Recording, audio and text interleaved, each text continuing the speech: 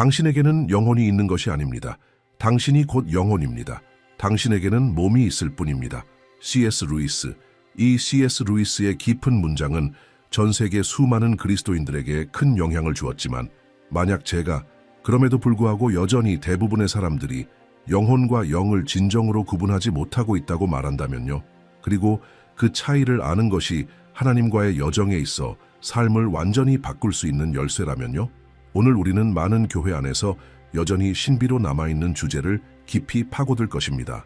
이 주제는 올바르게 이해될 때 당신의 영적 삶, 기도 방식, 예배 태도, 그리고 내면의 싸움을 대하는 태도까지 완전히 혁신할 수 있습니다. 성경에는 영혼과 영을 언급하는 다양한 구절이 있지만 많은 그리스도인들이 이 둘을 같은 것으로 여깁니다.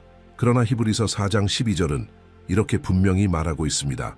하나님의 말씀은 살아있고 활력이 있어 어떤 양날의 검보다도 예리하여 혼과 영을 찔러 나누기까지 하며, 하나님의 말씀이 혼 영혼과 영을 가를 수 있다면 둘은 분명히 같은 것이 아닙니다. 이 차이를 이해하는 것은 믿음 안에서 성숙해지기 위해 매우 중요합니다. 마치 몸과 마음을 구별할 수 있을 때 비로소 건강하게 살아갈 수 있는 것처럼요. 왜 95%의 그리스도인들이 아직 이 사실을 깨닫지 못했을까요? 왜냐하면 이것은 일요일 설교에서 자주 다루는 내용이 아니기 때문입니다. 이것은 사도 바울이 말한 단단한 음식 과도 같은 것으로 영적으로 성장하기를 원하는 사람들에게 주어지는 양식입니다. 그런데 당신은 지금 이 자리에 있습니다. 이 영상을 보고 있다는 것은 당신이 더 깊고 더 진실하고 더 실제적인 것을 갈망하고 있다는 뜻입니다. 그리고 이 영상은 바로 당신과 같은 영혼을 위해 만들어졌습니다. 계속하기 전에 특별한 초대를 드리고 싶습니다. 만약 이 주제가 당신 안에서 무언가를 일깨우고 있다면 지금 바로 채널을 구독해 주세요.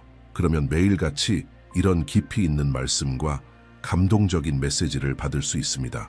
당신의 영혼을 세우고 당신의 영을 깨우는 메시지들입니다. 알림 설정도 잊지 마세요. 그래야 아무것도 놓치지 않게 됩니다.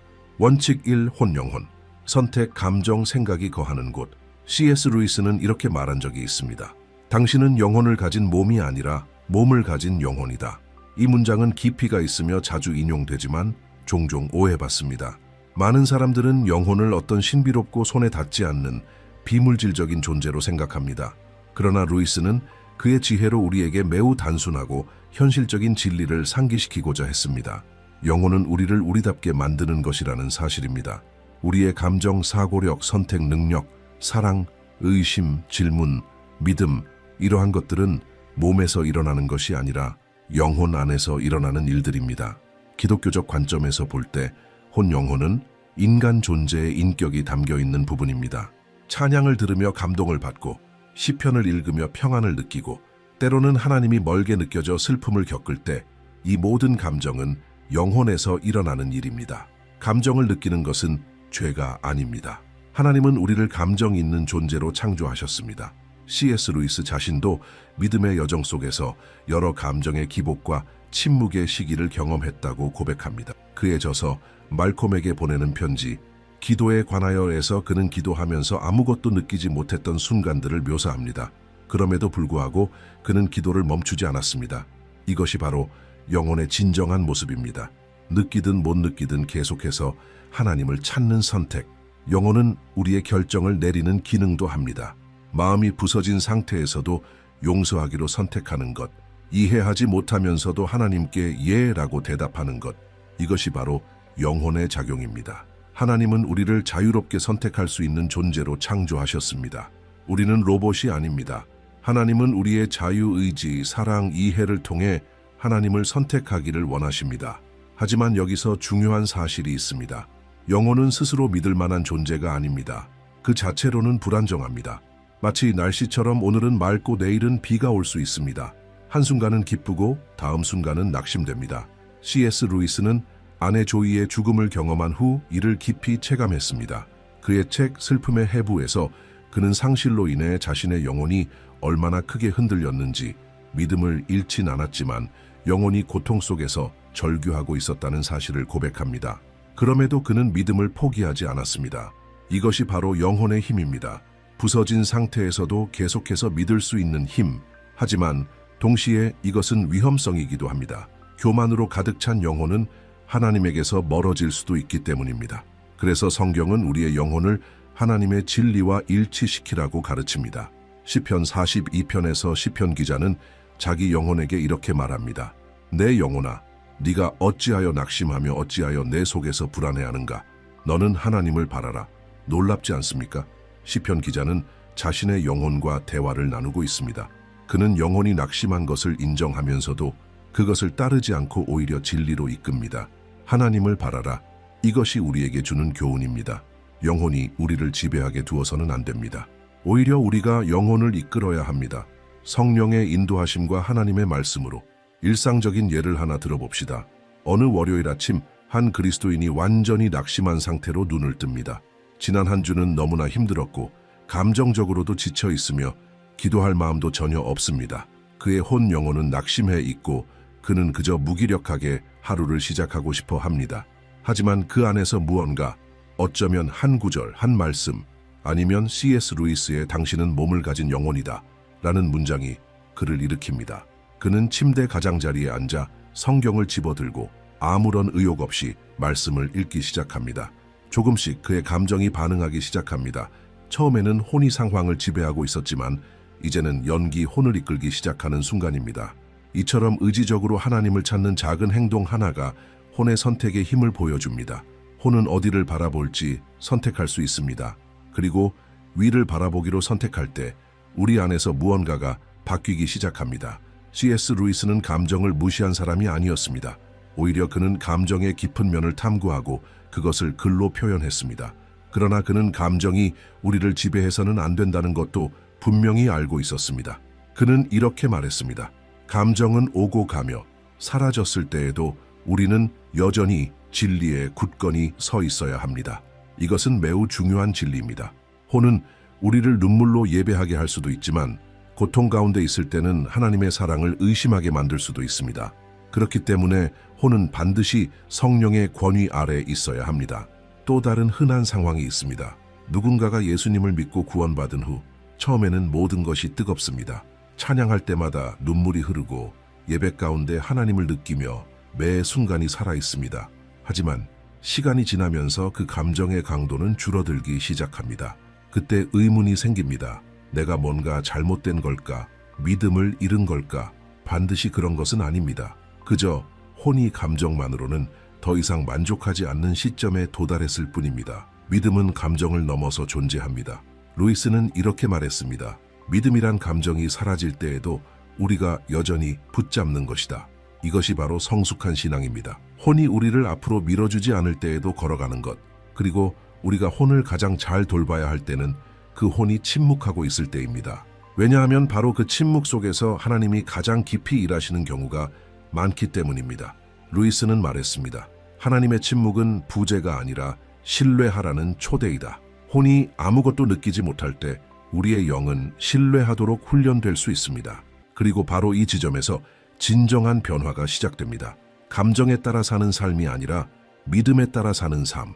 영혼은 우리의 적이 아닙니다.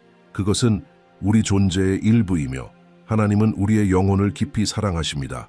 하나님은 우리의 감정을 회복하시고 우리의 생각을 정결하게 하시며 우리의 의지를 강하게 하기를 원하십니다.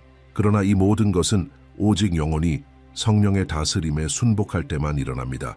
영혼은 혼자일 때 연약하고 불안정합니다. 그러나 성령에 의해 인도되는 영혼은 강하고 견고하며 평안과 목적이 가득합니다.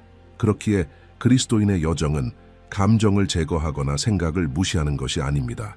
그것은 이 모든 것을 영원한 진리와 일치시키는 여정입니다. C.S. 루이스가 삶으로 보여주고 가르쳤듯이 우리는 감정적으로 완벽하지 않아도 신실할 수 있습니다. 우리는 단지 우리의 영혼을 그것이 담고 있는 모든 것과 함께 우리 존재의 모든 부분을 이해하시는 하나님의 손에 맡기기만 하면 됩니다. 원칙 2. 영.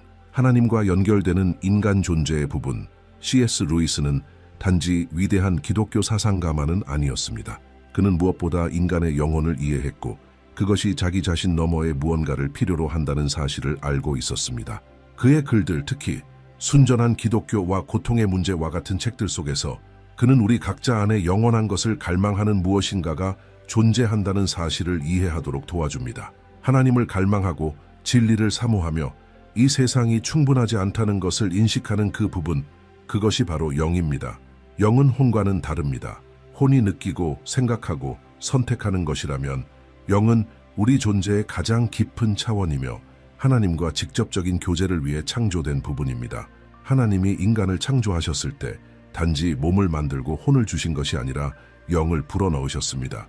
창세기 2장 7절은 이렇게 말합니다. 여호와 하나님이 땅의 흙으로 사람을 지으시고 생기를 그 코에 불어넣으시니 사람이 생령이 되니라. 그러나 이 생기는 단순한 공기가 아닙니다. 그것은 영입니다. 그것은 하나님의 불꽃, 우리 안에 심어진 하나님의 형상입니다. C.S. 루이스는 인간이 오직 하나님만이 채우실 수 있는 공허함을 내면에 지니고 있다고 굳게 믿었습니다. 그는 이렇게 말했습니다. 만약 이 세상의 어떤 경험으로도 만족시킬 수 없는 욕망이 내 안에 존재한다면 가장 가능한 설명은 내가 다른 세상을 위해 창조되었다는 것이다. 이 채워지지 않는 갈망, 한 번도 본 적 없는 무언가에 대한 그리움, 가장 좋은 경험으로도 해결되지 않는 그 불안함, 그것은 바로 우리의 영이 창조주를 향해 부르짖고 있는 것입니다. 하지만 여기 현실이 있습니다. 인간의 영은 죄로 인해 잠들어 있으며 하나님과 분리되어 있습니다. 그래서 예수님은 다시 태어나야 한다고 말씀하신 것입니다. 요한복음 3:3. 이 거듭남은 단순한 행동의 변화나 종교의 전환이 아닙니다. 그것은 영의 부활입니다. 하나님의 영이 우리의 영을 만지시고 우리를 다시 살아있게 하며 아버지와 다시 연결되게 하시는 것입니다. 루이스는 이 경험을 우리가 창조된 본래의 목적과 다시 만나는 것, 한 번도 가본 적 없는 집으로 돌아가는 것이라고 묘사했습니다. 이 거듭남은 놀라운 현실을 드러냅니다. 우리는 단지 하나님을 느끼기 위해 사는 것이 아니라 하나님 안에서 살 수 있다는 것입니다. 영은 감정에 의존하지 않습니다. 영은 말을 넘어서고 생각을 넘어서 존재합니다. 로마서 8장 16절은 이렇게 말합니다. 성령이 친히 우리의 영과 더불어 우리가 하나님의 자녀인 것을 증언하시나니 이것은 우리 안에 있는 어떤 부분 연기, 하나님의 영을 인식하고 응답한다는 뜻입니다. 비록 우리의 혼이 혼란스럽고 몸이 지쳐 있을지라도 말입니다. 루이스는 신학적 용어로서의 영에 대해 자주 직접적으로 언급하지는 않았지만 그의 모든 작품은 이 개념으로 가득 차 있습니다. 그는 영원을 향한 갈망, 무한히 크신 존재 앞에 굴복해야 하는 영혼의 필요에 대해 말했습니다. 위대한 이혼에서는 하늘의 문 앞까지 갔다가도 항복하지 못하는 영혼들을 보여줍니다. 왜냐하면 그들의 영이 깨어나지 않았고 변화를 받지 않았기 때문입니다. 그들은 마치 이렇게 말하는 것 같습니다. 하나님은 원하지만 내 방식대로. 이것이 혼으로 사는 삶입니다. 영으로 사는 삶은 이렇게 말합니다. 나는 하나님을 원합니다. 그리고 그분이 원하시는 방식대로 살고 싶습니다. 어느 날 나는 실제 이야기를 들은 적이 있습니다. 조나단이라는 한 남자가 있었습니다. 그는 교회에서 자랐고 성경 구절도 알고 있었고 활동에도 열심히 참여했습니다. 그러나 마음속엔 늘 공허함이 있었습니다. 그는 기도했지만 기도는 천장에 부딪히는 것처럼 느껴졌습니다. 수년 동안 그는 자신의 믿음이 약하거나 하나님이 관심 없으신 것이라 생각했습니다. 그러던 중 루이스의 책을 읽다가 이런 생각에 부딪혔습니다. 어쩌면 그의 믿음은 전부 혼에 속한 것이었고 감정과 이성에만 기반한 것이었으며 영에서는 한 번도 태어난 적이 없다는 것입니다. 그는 다른 방식으로 하나님을 찾기 시작했습니다. 더 이상 무언가를 느끼려고 하거나 모든 걸 이해하려고 하지 않고 그냥 자신을 하나님께 내어드리기 시작했습니다. 그는 이렇게 단순하게 기도했습니다. 하나님, 제 영을 깨워주세요. 진짜로 다시 태어나고 싶습니다. 그 순간 그는 어떤 폭발적인 감정을 느낀 것은 아니었습니다. 그러나 며칠이 지나면서 뭔가 바뀌기 시작했습니다. 그는 조용하지만 실제적인 방식으로 하나님의 임재를 느끼기 시작했습니다. 그의 믿음은 이론에서 관계로 바뀌었습니다. 그는 성경을 억지로가 아니라 기쁨으로 읽기 시작했습니다. 왜냐하면 이제 그의 안에 있는 어떤 부분, 영, 이 하나님의 말씀으로부터 양식을 얻고 있었기 때문입니다. 그의 혼은 여전히 싸움을 겪었지만 이제는 더 깊은 곳에 닻이 내려져 있었습니다. 이것이 바로 혼으로 사는 삶과 영으로 사는 삶의 큰 차이입니다. 혼은 하나님을 느껴야 믿습니다. 영은 믿기 때문에 느껴지지 않아도 하나님을 인식하기 시작합니다. 그래서 참된 영적 삶은 우리가 예배 중 강한 감정을 느낄 때 시작되는 것이 아니라 성령께서 우리의 영을 만지시고 우리를 아버지께 다시 연결시켜 주실 때 시작되는 것입니다. 루이스는 우리에게 영에 의해 인도받는 삶이란 하나님의 영원한 목적에 정렬된 삶이라고 가르쳐 줍니다.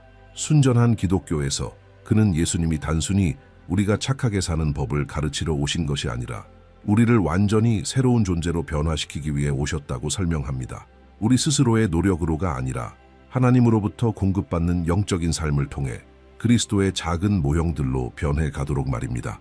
그렇다면 우리는 어떻게 영을 먹이고 자라게 할 수 있을까요?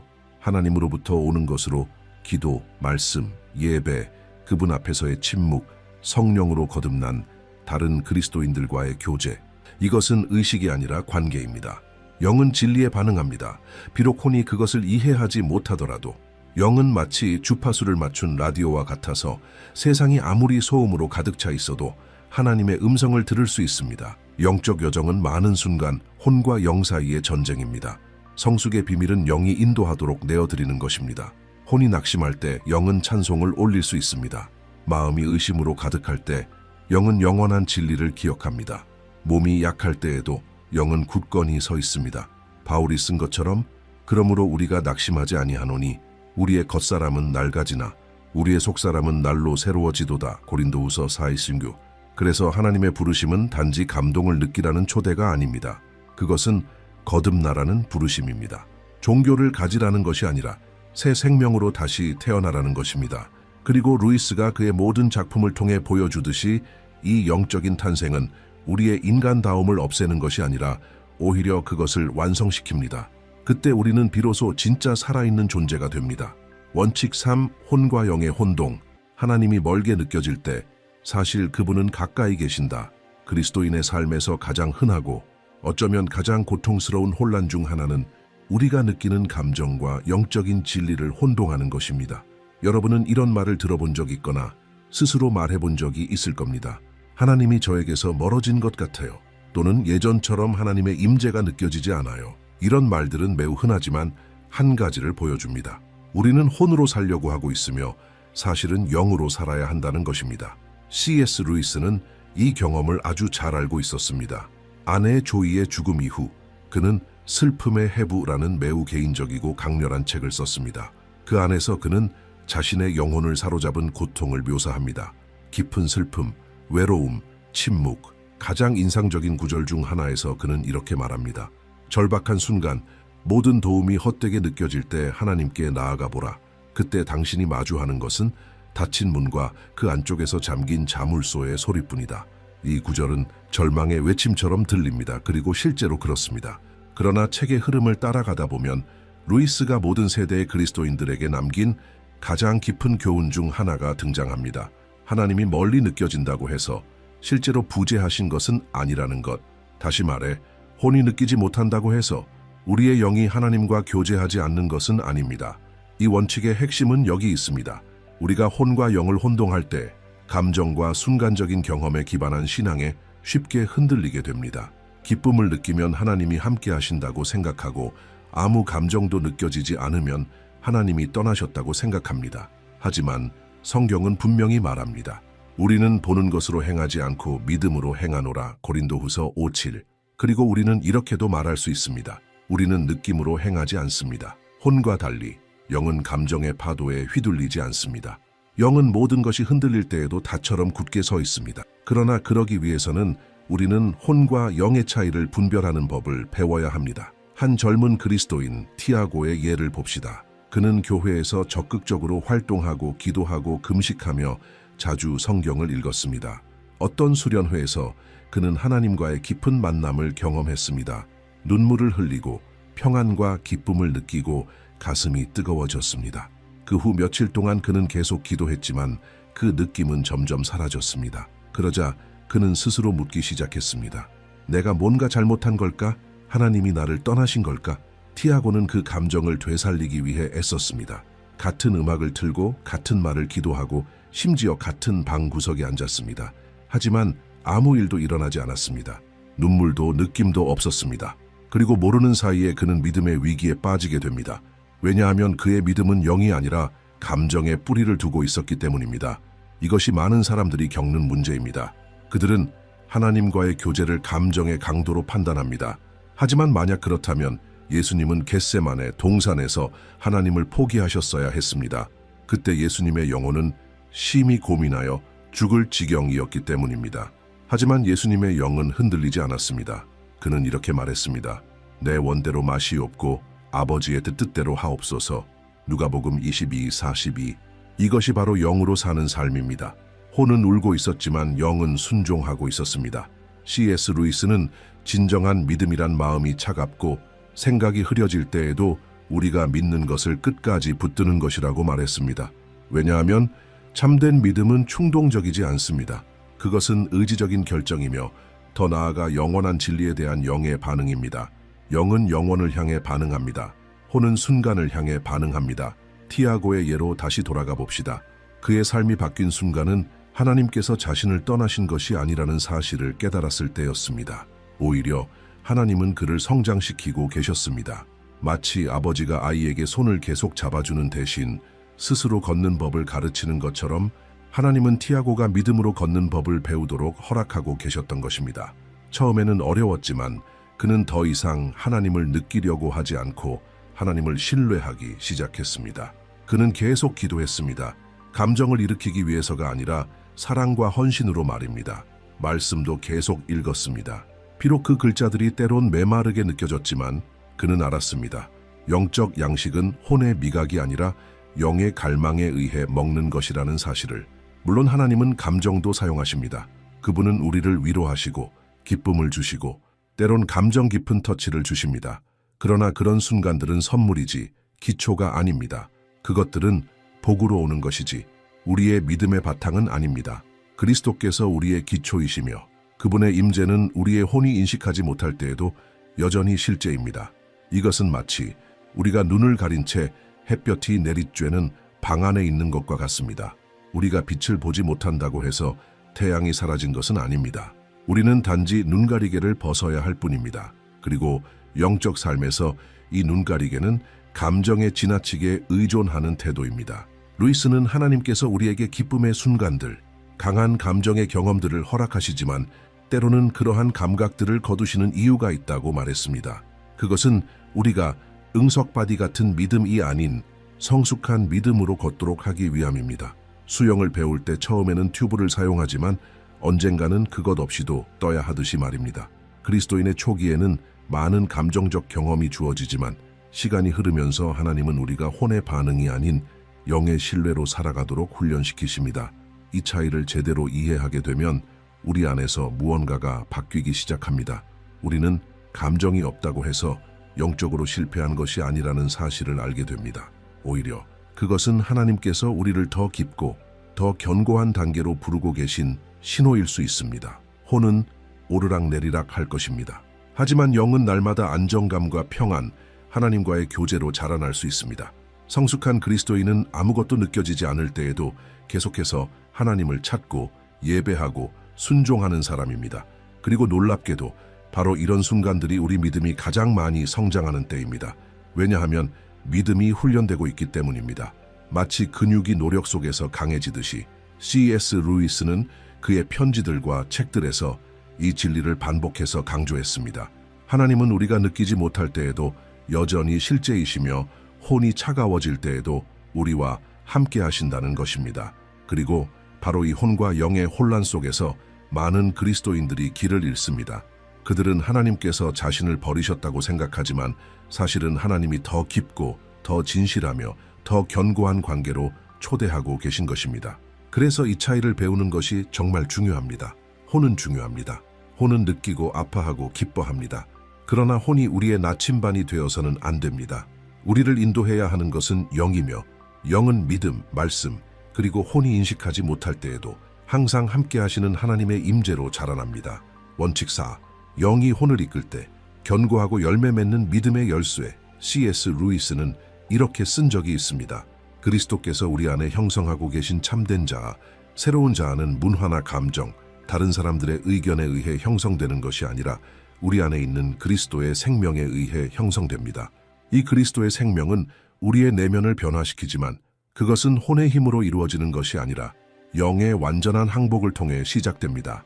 그리고 바로 이 지점에서 많은 그리스도인들이 감정 중심의 신앙과 참된 영적 삶의 차이를 실질적으로 깨닫게 됩니다. 지금까지 우리는 혼이 느끼고 생각하고 선택하는 영역이며 영은 인간의 가장 깊은 부분으로서 하나님과 직접 연결된다는 것을 배웠습니다. 또한 이 둘을 혼동하면 불필요한 믿음의 위기에 빠질 수 있다는 것도 보았습니다. 이제 네 번째 원칙에서는 연기 혼을 이끌기 시작할 때 어떤 일이 일어나는지, 그리고 이것이 우리의 습관부터 고난 앞의 반응까지 삶 전체를 어떻게 변화시키는지를 살펴봅니다. 혼은 그 자체로 보면 마치 들뜬 아이와 같습니다. 쉽게 기뻐하고 쉽게 실망하며 금세 산만해지고 감정에 따라 들뜨기도 하고 낙심하기도 합니다. 그것이 나쁜 것은 아닙니다. 혼은 하나님께서 만드신 것입니다. 하지만 혼은 따라야 할 대상이지 따라가야 할 인도자가 아닙니다. 혼이 인도할 때 우리의 신앙생활은 롤러코스터처럼 요동칩니다.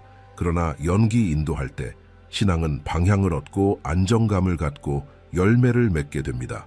루이스는 우리에게 이 진리를 아주 실질적으로 이해하도록 도와줍니다. 순전한 기독교에서 그는 성화의 과정을 단순히 좋은 의도나 의지의 힘에 의존하는 것이 아니라 우리 안에서 형성되어가는 그리스도의 생명에 달려있다고 설명합니다. 그는 예수님이 단지 우리의 죄를 용서하기 위해 오신 것이 아니라 우리 안에 거하시고 우리를 내면에서부터 변화시키기 위해 오셨다고 말합니다.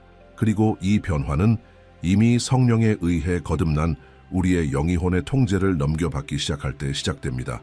이렇게 생각해 보세요. 혼은 분노로 반응하고 싶어 하지만 영은 속삭입니다. 온유함으로 대답하라. 혼은 피곤해서 기도를 피하고 싶어 하지만 영은 말합니다. 그래도 하나님을 구하라. 혼은 불안에 사로잡히고 싶어 하지만 영은 상기시킵니다.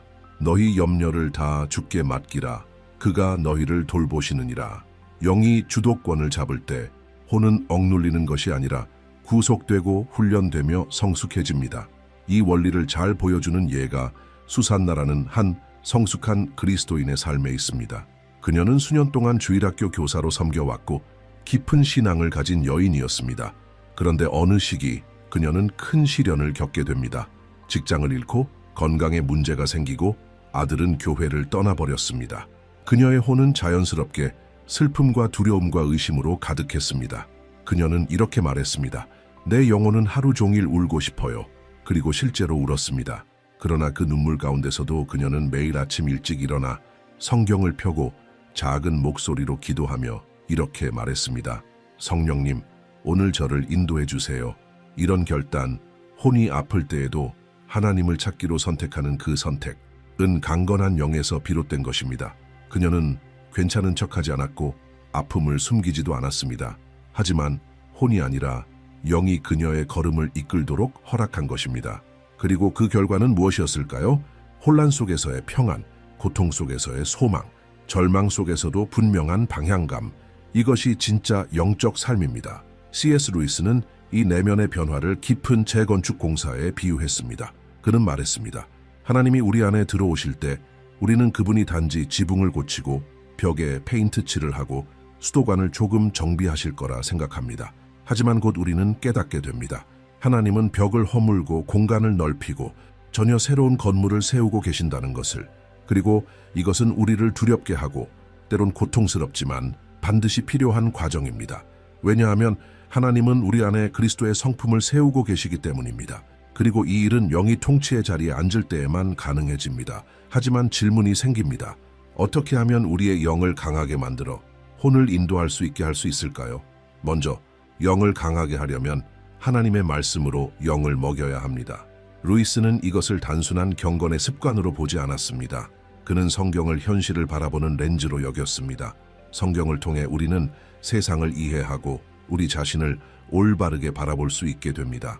하나님의 말씀을 깊이 묵상할 때 그분의 진리가 우리 내면 깊숙이 자리 잡으며 우리의 영이 강건해집니다. 둘째로, 말을 넘어서 드리는 기도를 실천해야 합니다. 루이스는 기도를 단순히 하나님과의 대화로만 보지 않았습니다. 그는 기도를 하나님 앞에서의 항복의 자세라고 보았습니다. 혼이 드리는 기도가 아닌 영이 드리는 기도는 무언가를 얻기 위한 도구가 아니라 하나님께 자신을 내어드리는 자리입니다. 아버지의 뜻이 이루어지이다 라는 기도, 이런 기도가 사람을 바꿉니다.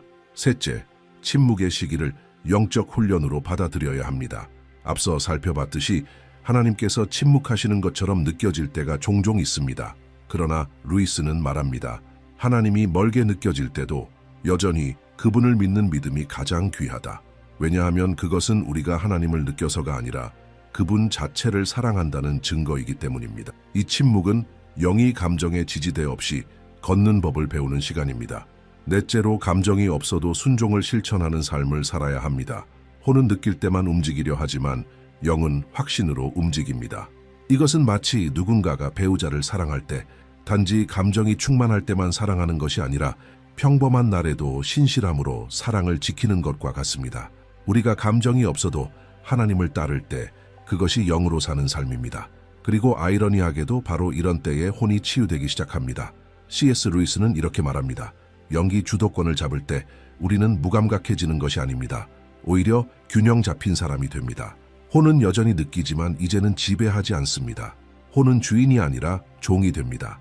이것이 바로 사도 바울이 갈라디아서 5장 16절에서 말한 성령을 따라 행하라는 말씀의 실제입니다. 그것은 신비로운 개념이 아니라 매일의 삶 속에서 하나님의 영이 우리의 영을 통해 우리의 모든 부분, 감정, 생각, 의지까지 인도하는 실천적 삶입니다. 그리고 이 모든 것에서 가장 아름다운 결말이 무엇일까요?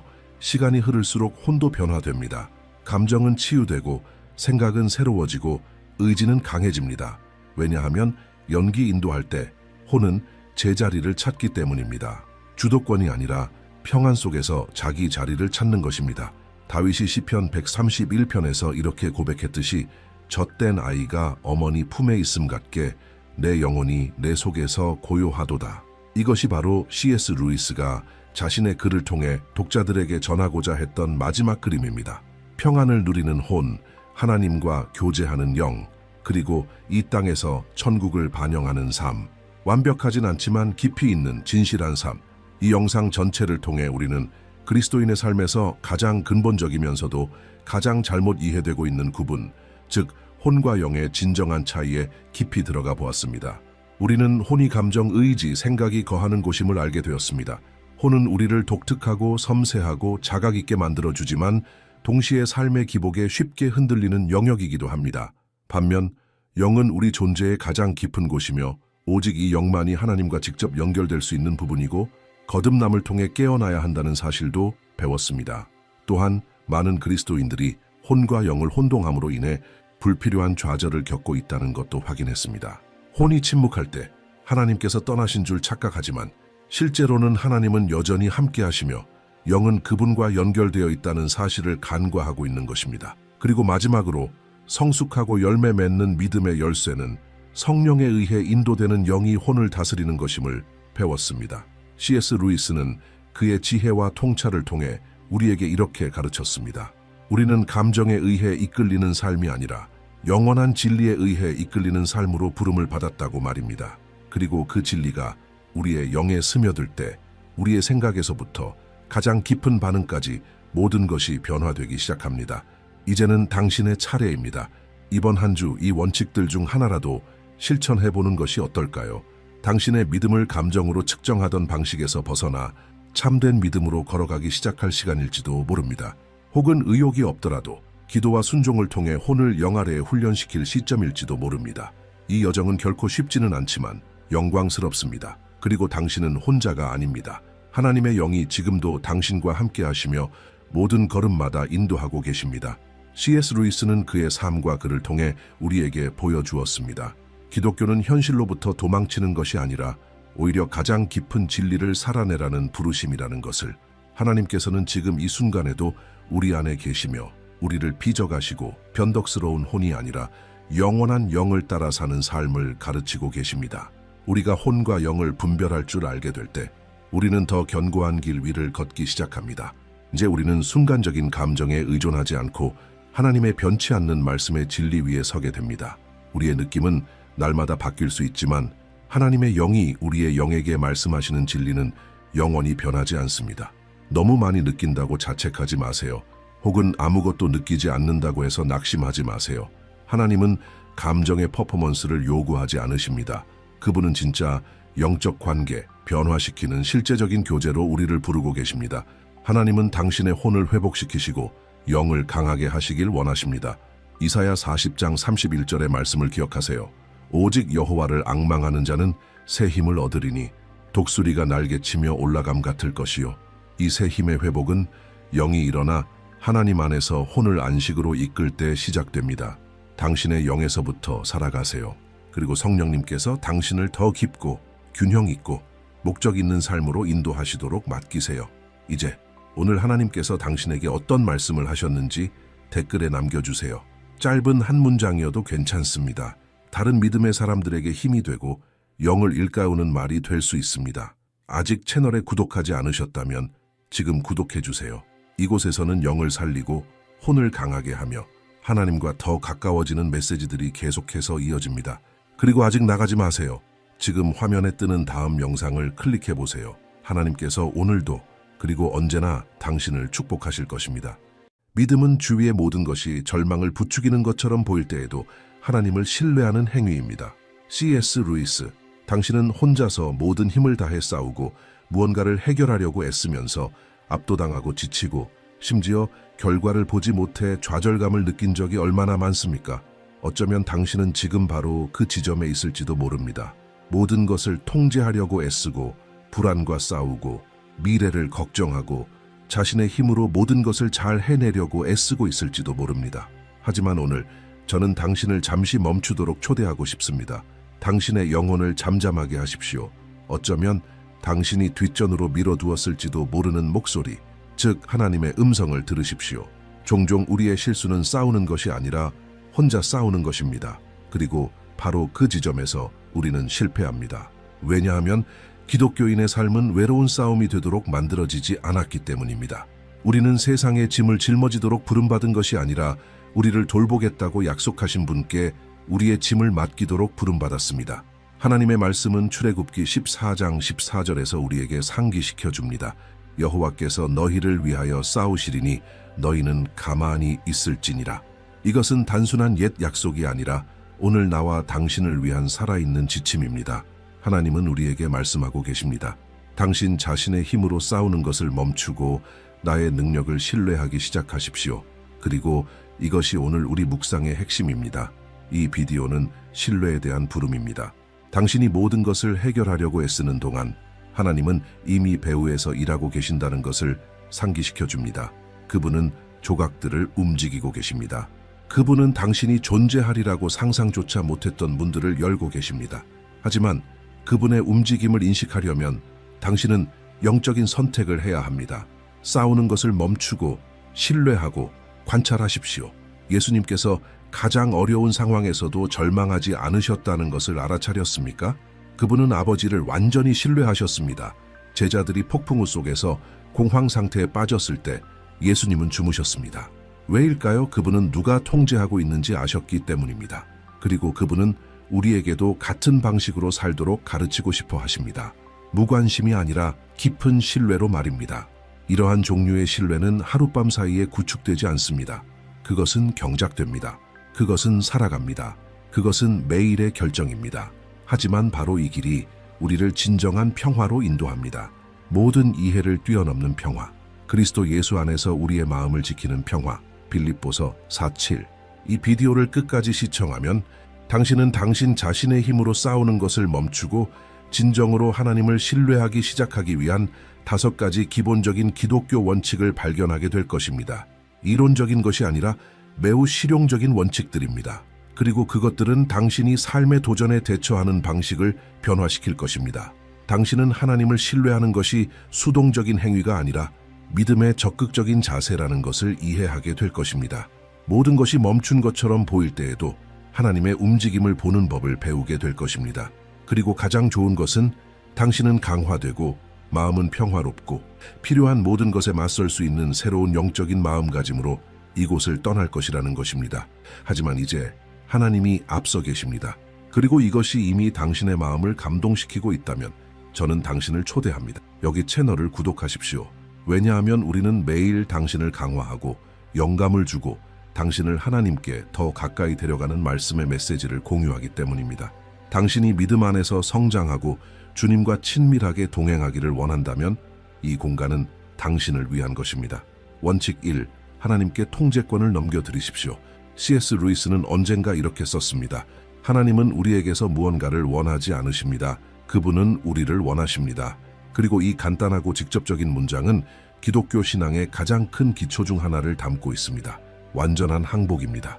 싸우는 것을 멈추고 하나님을 신뢰하는 것에 대해 이야기할 때 첫 번째 실제적인 단계는 우리가 통제하려고 애쓰는 것을 놓는 것입니다.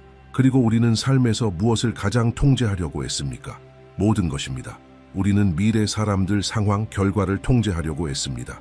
우리는 고통을 예측하고 계산하고 피하고 성공을 보장하려고 애씁니다.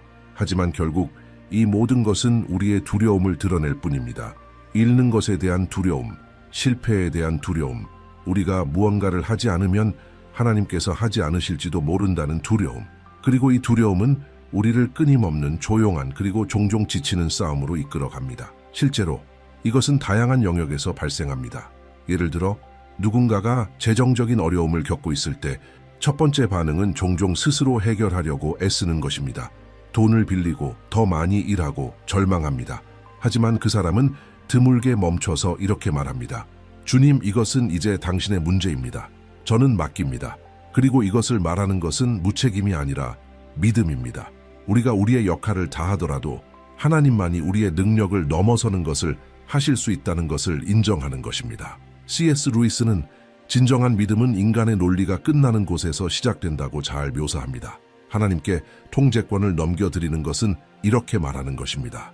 나는 충분하지 않습니다. 그리고 괜찮습니다. 왜냐하면 나는 충분하신 분을 알기 때문입니다. 그것은 우리의 어깨에서 짐을 덜어내고 아무것도 통제력을 잃지 않으신 분의 손에 맡기는 태도입니다. 하지만 이것은 실제로 어떻게 살아갑니까? 항상 극적인 순간에 일어나는 것은 아닙니다. 때로는 한밤중에 하는 간단한 기도 또는 일상생활에서 하는 작은 결정입니다. 실제 사례, 언젠가 한 여성이 고통스러운 이혼을 겪고 있었습니다. 그녀는 결혼 생활을 구하기 위해 모든 것을 시도했고, 기도했고, 대화했고, 결혼 상담을 받았습니다. 하지만 남편은 이미 떠나기로 결정했습니다. 그녀는 절망에 빠졌습니다. 그녀는 충실한 기독교인이었고 왜 하나님께서 이것을 허락하시는지 이해할 수 없었습니다. 몇 주 동안 그녀는 남편을 설득하여 돌아오게 하려고 애썼고 도움을 구했고 많이 울었습니다. 그러던 어느 날 묵상집을 읽는 동안 루이스에게서 영감을 받은 문구를 읽었습니다. 당신은 하나님께서 당신에게 필요한 전부가 되실 때까지 그분이 당신에게 필요한 전부라는 것을 결코 알지 못할 것입니다. 그 순간 그녀는 울음을 터뜨렸습니다. 이렇기 때문이 아니라 바꿀 수 없는 것에 맞서 싸우는 것을 멈추고 그것을 하나님의 손에 맡겨야 한다는 것을 이해했기 때문입니다. 그녀는 기도했습니다. 주님, 저는 놓습니다. 제가 더 이상 붙잡을 수 없는 것을 돌보아 주십시오. 그 순간부터 그녀 안에서 무언가가 바뀌었습니다. 모든 것이 즉시 해결된 것은 아니었지만 그녀는 가볍게 살기 시작했습니다. 그리고 몇 달 후 결혼 생활이 회복되지 않았음에도 불구하고 그녀는 너무나 깊은 평화를 증거했고 그것은 같은 고통을 겪고 있는 다른 여성들에게 영감이 되었습니다. 그녀는 결과와 상관없이 결과가 아니라 하나님을 신뢰하는 법을 배웠습니다. 진정한 항복은 우리가 보는 것에 달려있지 않습니다. 그것은 하나님이 누구이신지에 대한 신뢰에서 비롯됩니다. 그분이 선하시고 아버지이시고 주권자이시라면 모든 것이 제자리에 있지 않은 것처럼 보일 때에도 쉴 수 있습니다. 그리고 여기에 받아들이기 가장 어려운 진실 중 하나가 있습니다. 통제권을 넘겨드리는 것은 모든 것이 우리가 원하는 대로 일어날 것이라는 것을 의미하지 않습니다. 그것은 상황이 다르게 일어나더라도 하나님께서 여전히 통제하고 계시고 정확히 무엇을 하고 계시는지 아신다는 것을 신뢰하는 것을 의미합니다. C.S. 루이스는 고통은 하나님의 확성기라고 말했습니다. 다시 말해서 종종 그분은 우리가 우리의 힘의 끝에 도달하도록 허락하시는데 우리를 벌하기 위해서가 아니라 신뢰하는 법을 가르치기 위해서입니다. 왜냐하면 바로 그곳 마지막 선에서 우리는 더 명확하게 보기 시작하기 때문입니다. 예수님께서는 우리에게 이것의 가장 큰 본보기를 보여주셨습니다. 겟세마네에서 십자가에 직면하기 직전에 그분은 이렇게 말씀하셨습니다. 아버지, 만일 가능하시거든 이 잔을 내게서 옮기시옵소서. 그러나 내 뜻대로 마옵시고 아버지의 뜻대로 되기를 원하나이다. 누가복음 22:42. 하나님의 아들조차 아버지께 통제권을 넘겨드려야 했다면 우리가 모든 것을 손에 쥐려고 애쓰는 것이 누구입니까? 기독교 신앙은 모든 것을 해결하는 것이 아니라 모든 것이 무너지는 것처럼 보일 때 누구를 신뢰해야 하는지를 아는 것입니다. 당신이 넘겨드리면 하나님께서 맡으십니다. 그리고 하나님께서 맡으시면 불가능이 가능해집니다. 하지만 그분은 통제권을 나누지 않으십니다.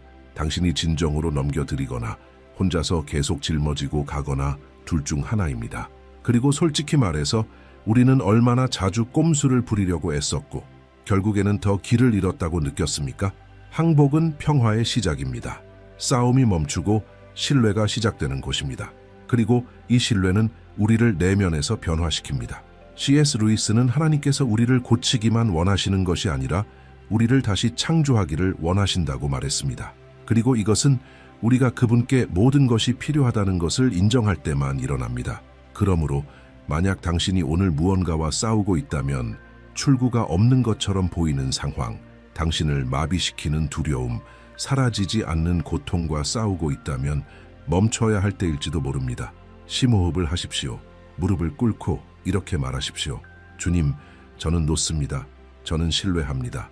왜냐하면 당신이 놓으면 하나님께서는 당신이 상상조차 못했던 방식으로 행동하기 시작하실 것이기 때문입니다. 그리고 뒤돌아보면 당신은 결코 혼자가 아니었다는 것을 깨닫게 될 것입니다. 그분의 손은 항상 거기에 있었습니다. 당신이 통제권을 놓기만을 기다리면서 말입니다. 원칙 2. 깨어있는 마음으로 기다리십시오. C.S. 루이스는 이렇게 썼습니다.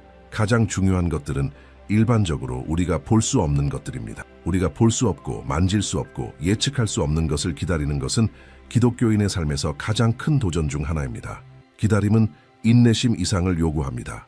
그것은 믿음을 요구하고 내면의 침묵을 요구하고 분별력을 요구합니다. 깨어있는 마음으로 기다리는 것은 단순히 시간을 보내는 것이 아니라 마치 호출되기를 기다리는 줄에 서 있는 사람처럼 시간을 보내는 것이 아닙니다.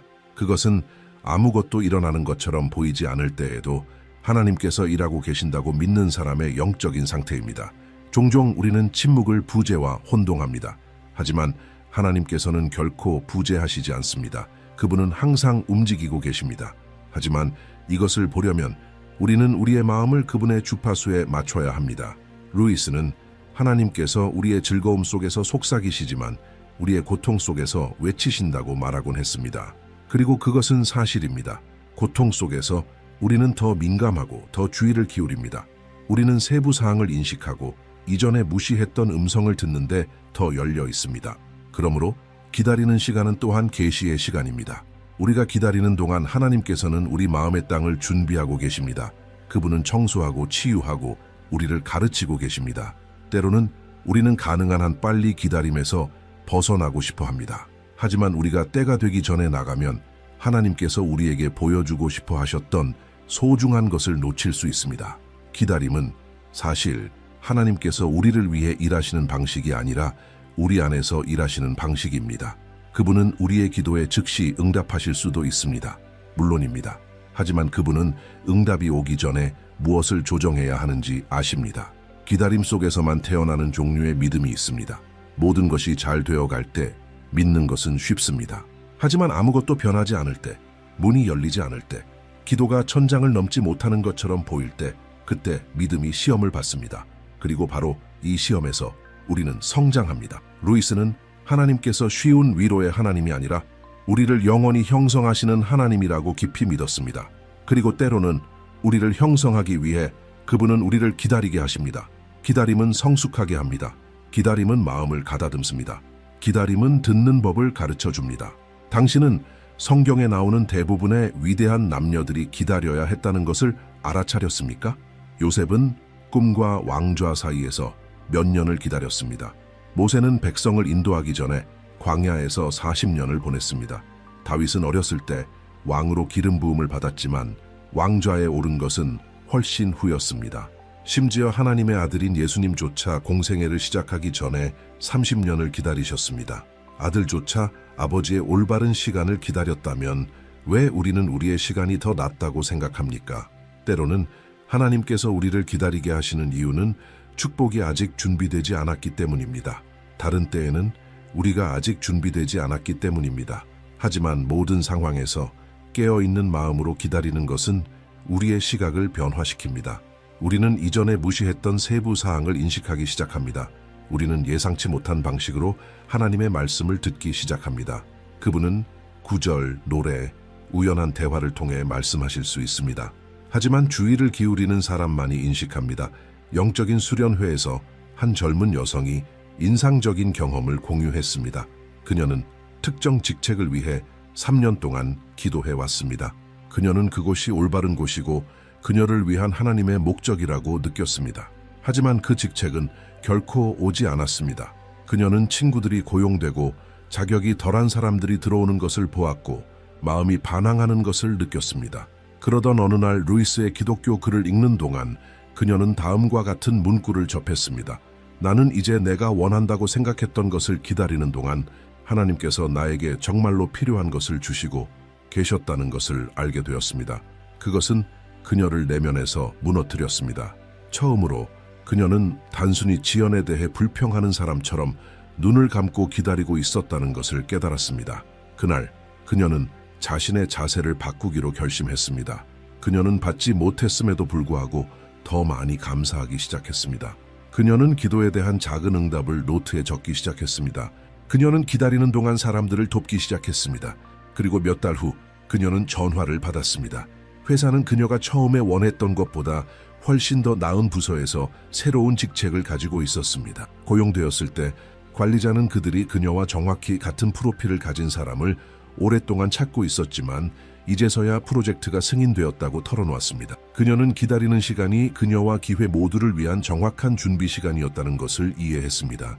그리고 만약 그 전에 그랬다면 아마도 지속되지 않았을 것입니다.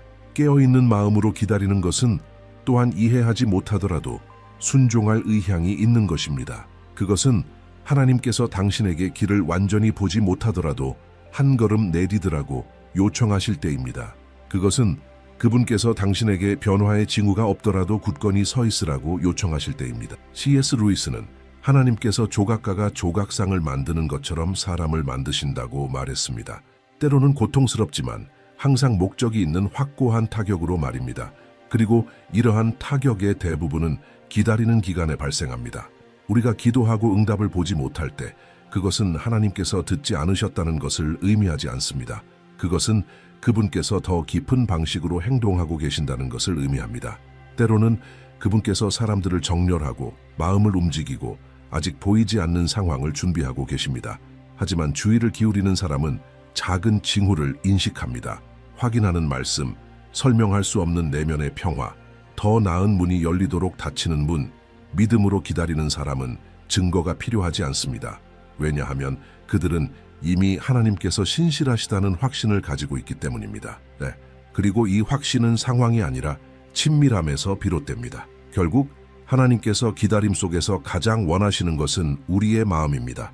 그분은 서두르지 않으십니다. 그리고 그분은 당신이 서둘러 살기를 원하지 않으십니다. 그분은 당신에게 그분이 누구이신지에 대해 그분을 신뢰하는 법을 가르치고 싶어 하시지, 그분께서 당신에게 주실 수 있는 것에 대해서만 신뢰하는 법을 가르치고 싶어 하시지 않습니다. 기다림은 응답을 쫓는 것이 아니라 하나님과 함께 걷는 법을 배우는 것입니다. 그것은 과정 동안 그분의 임재가 어떤 최종 결과보다 더 가치 있다는 것을 발견하는 것입니다. 그러므로 만약 당신이 무언가를 기다리고 있다면, 응답, 치유, 징후, 열린 문을 기다리고 있다면 계속 굳건히 서 있으십시오. 하지만 당신의 내면의 자세를 바꾸십시오. 불안하게 기다리는 대신 주의를 기울여 기다리십시오. 세부 사항에 민감하십시오. 믿음을 살아있게 유지하십시오. 하나님께서는 움직이고 계십니다. 그리고 당신이 가장 예상치 못할 때 그분께서 행동을 멈추신 적이 없다는 것을 깨닫게 될 것입니다. 그분은 단지 당신을 더 큰 것을 위해 준비하고 계셨을 뿐입니다. 원칙 3. 믿음의 눈으로 보십시오. C.S. 루이스는 언젠가 이렇게 말했습니다. 나는 해가 뜬 것을 믿는 것처럼 기독교를 믿습니다. 단지 그것을 보기 때문이 아니라 그것을 통해 다른 모든 것을 보기 때문입니다. 이것은 그가 쓴 가장 강력한 문구 중 하나이며 그 안에는 세 번째 원칙의 핵심이 있습니다. 믿음의 눈으로 보는 법을 배우는 것입니다. 우리가 하나님을 신뢰할 때 우리는 삶을 완전히 다른 방식으로 보기 시작합니다. 우리가 문제를 보지 않는 것을 멈추는 것이 아니라 그 너머를 보기 시작합니다. 믿음의 시각은 일어나는 일을 해석하는 방식을 바꿉니다. 마치 갑자기 우리의 눈에서 베일이 떨어지고 이전에는 혼돈처럼 보였던 것이 하나님의 목적 안에서 의미를 갖기 시작하는 것과 같습니다. 믿음의 눈으로 보는 것은 현실을 부정하는 것이 아닙니다. 그렇지 않을 때 모든 것이 괜찮은 척하는 것이 아닙니다. 현실을 보고 이렇게 말하는 것입니다.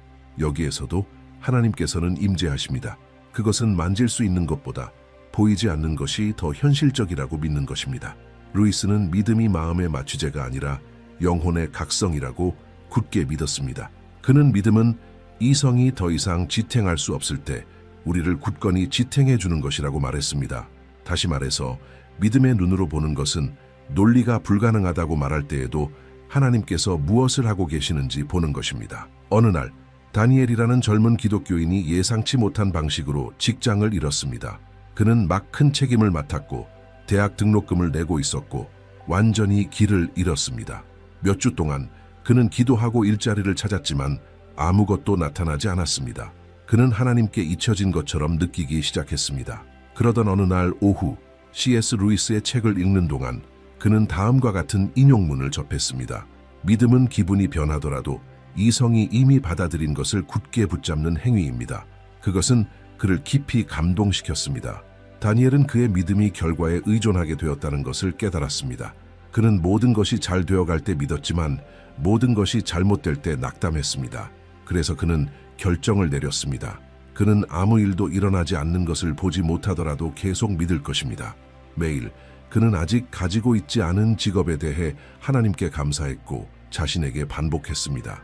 하나님께서는 내가 아직 보지 못하더라도 나를 더 나은 곳으로 옮기고 계십니다. 2주 후 이전 직장 동료가 그를 다른 회사의 직책에 추천했습니다. 새로운 기회는 더 나은 급여를 지불했을 뿐만 아니라 그의 꿈의 분야와 연결되어 있었습니다. 다니엘은 이전 직업의 겉보기 끝 이 사실은 하나님께서 이미 준비하신 새로운 것의 시작이었다는 것을 이해했습니다. 그는 단지 상황 너머를 봐야 했습니다. 믿음의 눈으로 봐야 했습니다. 우리 중 많은 사람들이 우리가 보는 것에 갇혀 삽니다. 우리는 눈앞에 있는 유일한 현실이라고 생각합니다. 하지만 믿음은 우리를 보이지 않는 것을 보도록 초대합니다. 당신이 믿음으로 삶을 보기 시작할 때 당신은 어려움이 형벌이 아니라 초대라는 것을 깨닫습니다. 하나님의 사랑과 능력을 더 깊이 알 수 있는 초대. 무언가가 잘못될 때 왜 나에게? 라고 묻는 대신 당신은 주님 여기서 무엇을 가르쳐 주시기를 원하십니까? 라고 묻기 시작합니다. 그리고 이 간단한 내면의 움직임은 모든 것을 바꿉니다. 믿음은 고통 뒤에 숨겨진 목적을 드러내는 렌즈입니다. 루이스는 기독교인은 어둠을 무시하는 사람이 아니라 어둠 속에서도 걷게 하는 빛을 내면에 지니고 있는 사람이라고 말했습니다. 믿음의 눈으로 보는 것은 바로 그것입니다. 하나님께서 길을 아신다는 것을 신뢰하면서 안개 속에서 걷는 것입니다. 때로는 하나님께서 우리에게 완전한 목적지를 보여주시지 않지만 다음 단계만 보여주십니다. 그리고 그것으로 충분합니다. 그것은 한밤중에 있는 등대와 같습니다. 당신은 도로의 끝을 보지 못하지만 계속하기에 충분한 것을 봅니다. 그리고 바로 이 충분한 것을 보는 것에 신뢰의 아름다움이 있습니다. 우리가 믿음으로 삶을 볼 때 심지어 작은 것들도 새로운 의미를 얻습니다. 해돋이는 일상이 되는 것을 멈추고 그분의 신실하심을 상기시켜 줍니다. 어려운 순간은 성숙의 기회가 됩니다. 연장된 기다림은 기적을 위한 비옥한 땅이 됩니다. 그리고 점차적으로 당신은 기독교인의 삶은 모든 답을 갖는 것이 아니라 이미 답을 가지고 계신 분을 신뢰하는 것이라는 것을 이해합니다. C.S. 루이스는 우리에게 기독교는 현실에서 도피하는 종교가 아니라 하나님의 눈을 통해 현실을 재발견하는 종교라는 것을 상기시켜 주었습니다. 믿음의 눈으로 보는 것은 모든 것이 무너지는 것처럼 보일 때에도 희망으로 세상을 보는 것입니다. 그리스도께서 이미 이기셨기 때문에 선이 승리할 것이라고 믿는 것입니다. 우리 주변의 모든 것이 반대로 말할 때에도 더 큰 것이 있다는 것을 알고 사는 것입니다. 그러므로 두려움이 올 때, 낙담이 닥칠 때, 하나님께서 멀리 계신 것처럼 보일 때 기억하십시오. 어쩌면 그분께서는 당신에게 더 잘 보는 법을 가르치고 계실 뿐일지도 모릅니다. 왜냐하면 루이스가 말했듯이 당신이 뒤돌아볼 때 당신은 하나님께서 당신을 버리셨다고 생각했던 모든 순간이 바로 그분께서 당신을 가장 많이 안고 계셨던 순간이었다는 것을 깨닫게 될 것입니다. 원칙 4. 하나님의 과정을 받아들이십시오. C.S. 루이스는 언젠가 이렇게 썼습니다. 당신 자신을 살아있는 집이라고 상상해 보십시오. 하나님께서 수리를 하시기 위해 들어오십니다. 처음에는 당신은 그분께서 무엇을 하고 계시는지 이해합니다. 하지만 그분께서는 당신이 예상하지 못했던 곳을 건드리기 시작하십니다. 고통스럽습니다. 이상하게 보입니다. 하지만 그분께서는 당신이 생각했던 것보다 훨씬 더 큰 것을 짓고 계십니다. 이 생각은 우리를 기독교인의 삶의 필수적인 진실을 받아들이도록 초대합니다. 하나님께서는 과정을 통해 우리 안에서 일하십니다. 그리고 거의 항상 이러한 과정은 불편하고 시간이 오래 걸리고 우리가 상상하는 것과 다릅니다. 진정으로 하나님을 신뢰하는 것은 통제권을 넘겨드리고 믿음으로 기다리는 것뿐만 아니라 우리가 이해하지 못할 때에도 고통스러울 때에도 하나님의 방식으로 일을 하시는 것을 받아들이는 것을 의미합니다. 인간은 결과를 좋아합니다. 우리는 약속이 지켜지고 승리하고 성취하기를 원합니다. 하지만 하나님께서는 우리가 무엇을 받고 있는지보다 우리가 무엇이 되어가고 있는지에 훨씬 더 관심이 있으십니다. 그분은 길이 목적지만큼 중요하다는 것을 아십니다. 그러므로 그분께서는 우리를 형성하고 정화하고 성숙시키는 상황을 겪도록 허락하십니다. 루이스는 하나님께서 우리를 그분의 방식으로 행복하게 만들려고 애쓰시는 것이 아니라 그분의 방식으로 거룩하게 만들려고 애쓰신다라고 말하곤 했습니다. 이것은 모든 것을 바꿉니다. 왜냐하면 거룩함은 편안함 속에서 형성되는 것이 아니라 용광로 속에서 형성되기 때문입니다. 하나님의 과정을 받아들이는 것은 그분께서 올바른 시간, 올바른 방법, 올바른 장소를 아신다는 것을 인정하는 것입니다. 그리고 그 이상으로 그분께서 고통을 낭비하지 않으신다는 것을 신뢰하는 것입니다. 그분께서 허락하시는 모든 것을 그분께서는 배움과 성장으로 변화시키십니다. 하지만 우리는 항상 즉시 그것을 보지 못합니다. 때로는 하나님께서 너무 오래 기다리시는 것처럼 보입니다. 다른 때에는 그분께서 우리를 가장 어려운 길로 인도하시는 것처럼 보입니다. 그리고 우리의 마음은 묻습니다. 왜 더 빠르고 더 쉽지 않을까요? 대답은 간단하지만 심오합니다. 왜냐하면 하나님께서는 우리를 목적지로 데려가실 뿐만 아니라 우리가 지혜, 겸손, 감사로 그 안에서 사는 법을 알도록 준비시키기를 원하시기 때문입니다. 루시아라는 여성이 그런 일을 겪었습니다. 그녀는 몇 년 동안 가족의 화해를 위해 기도해 왔습니다. 그녀는 아버지와의 관계가 매우 어려웠고 오래된 상처와 거친 말로 가득 차 있었습니다. 그녀가 개종했을 때 그녀는 매일 하나님께서 그 관계를 회복시켜 주시도록 기도하기 시작했습니다. 처음에는 그녀는 아버지가 회개하고 전화하고 용서를 구하기를 바랐습니다. 하지만 세월이 흘러도 아무 일도 일어나지 않았습니다. 루시아는 자신이 헛되이 기도하고 있는지 궁금해하기 시작했습니다. 하지만 동시에 그녀는 내면에서 변화되기 시작했습니다. 그녀는 트라우마에서 치유되었고 더 이해심이 많고 더 온유해졌습니다.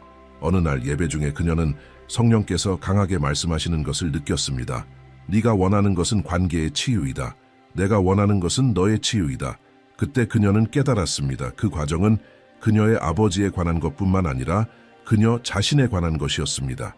그녀가 마침내 자유롭고 치유되고 준비되었다고 느꼈을 때, 그리고 상처 없이 그녀는 아버지를 찾았습니다. 그리고 용서는 자연스럽게 일어났습니다. 이전에는 너무 오래 걸리는 것처럼 보였던 것이 이제는 의미가 있었습니다. 하나님께서는 침묵하고 계시지 않았습니다. 그분께서는 그들 모두를 준비하고 계셨습니다. 그리고 특히 그녀의 마음을 준비하고 계셨습니다. 루이스는 하나님께서 외과 의사와 같다고 말했습니다. 그분께서 수술을 시작하시면 치유해야 할 필요가 있다는 것을 아시기 때문입니다. 하지만 수술은 고통스럽습니다. 그리고 필요한 것이기 때문에 고통스럽습니다. 하나님의 과정을 받아들이는 것은 신성한 치료에 저항하는 것을 멈추는 것입니다. 고통스럽다면 그분께서 깊은 것을 치유하고 계시기 때문이라는 것을 신뢰하는 것입니다. 그것은 도공의 손에 있는 진흙과 같습니다. 진흙은 모양을 이해하지 못하고 바퀴가 회전하는 것을 이해하지 못하지만 도공은 무엇을 하고 있는지 압니다. 과정의 고통은 버려졌다는 신호가 아니라 돌봄의 신호입니다. 왜냐하면 하나님께서는 사랑하시는 사람들을 징계하고 가지치기 하고 바로잡으시기 때문입니다. 문제는 종종 우리가 지름길을 원한다는 것입니다. 하지만 하나님께는 지름길이 없습니다. 목적이 있는 길만 있을 뿐입니다. 우리가 상황을 강요하려고 애쓸 때 우리는 그분께서 짓고 계시는 것을 방해하게 됩니다. 그것은 익기 전에 열매를 수확하려고 애쓰는 것과 같습니다. 겉으로는 좋아 보일 수도 있지만 속은 여전히 푸릅니다. 하나님께서는 올바른 시간을 아십니다. 그 과정은 우리에게 신뢰하고 의존하고 성숙하는 법을 가르쳐 줍니다. 그리고 특히 우리를 그분께 더 가까이 데려다 줍니다. 축복을 구하는 대신 우리는 축복하시는 분을 구하기 시작합니다. 응답을 구하는 대신 우리는 임재를 소중히 여기기 시작합니다.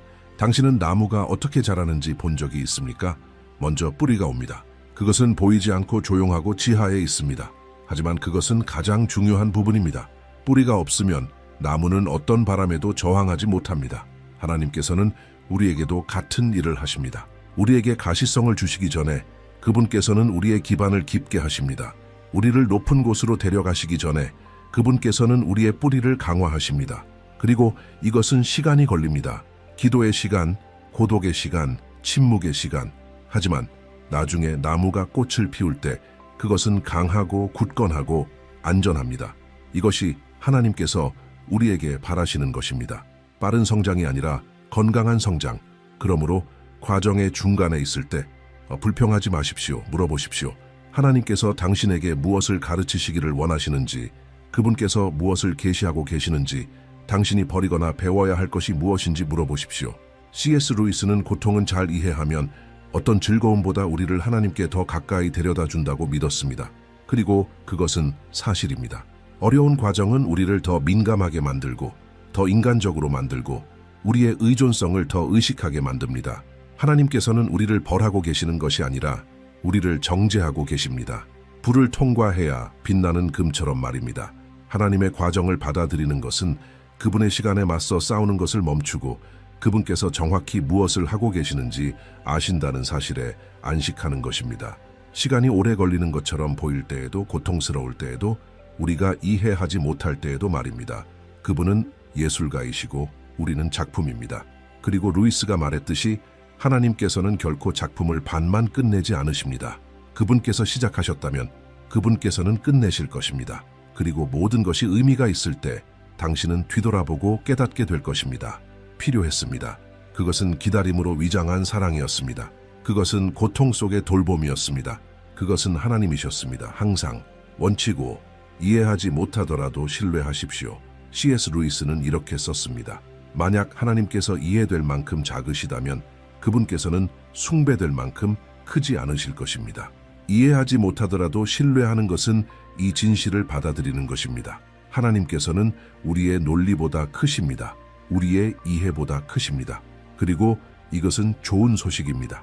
왜냐하면 그분께서 기계처럼 예측 가능하시다면 우리의 삶은 우리가 이해할 수 있는 것에만 제한될 것이기 때문입니다. 하지만 우리가 섬기는 하나님께서는 우리가 보지 못하는 것을 보시고 우리가 알지 못하는 것을 아시고 우리가 결코 상상하지 못할 곳에서 행동하십니다. 이해하지 못하더라도 신뢰하는 것은 눈을 감고 고통을 무시하는 것이 아닙니다. 그것은 나는 이해하지 못하지만 신뢰합니다. 라고 말하면서 고통을 헤쳐나가는 것입니다. 기도가 응답되지 않는 것처럼 보일 때, 계획이 예상대로 되지 않을 때, 설명 없이 상실이 닥칠 때, 그리고 그럼에도 불구하고 마음은 당신의 뜻대로 되소서라고 말하기로 선택합니다.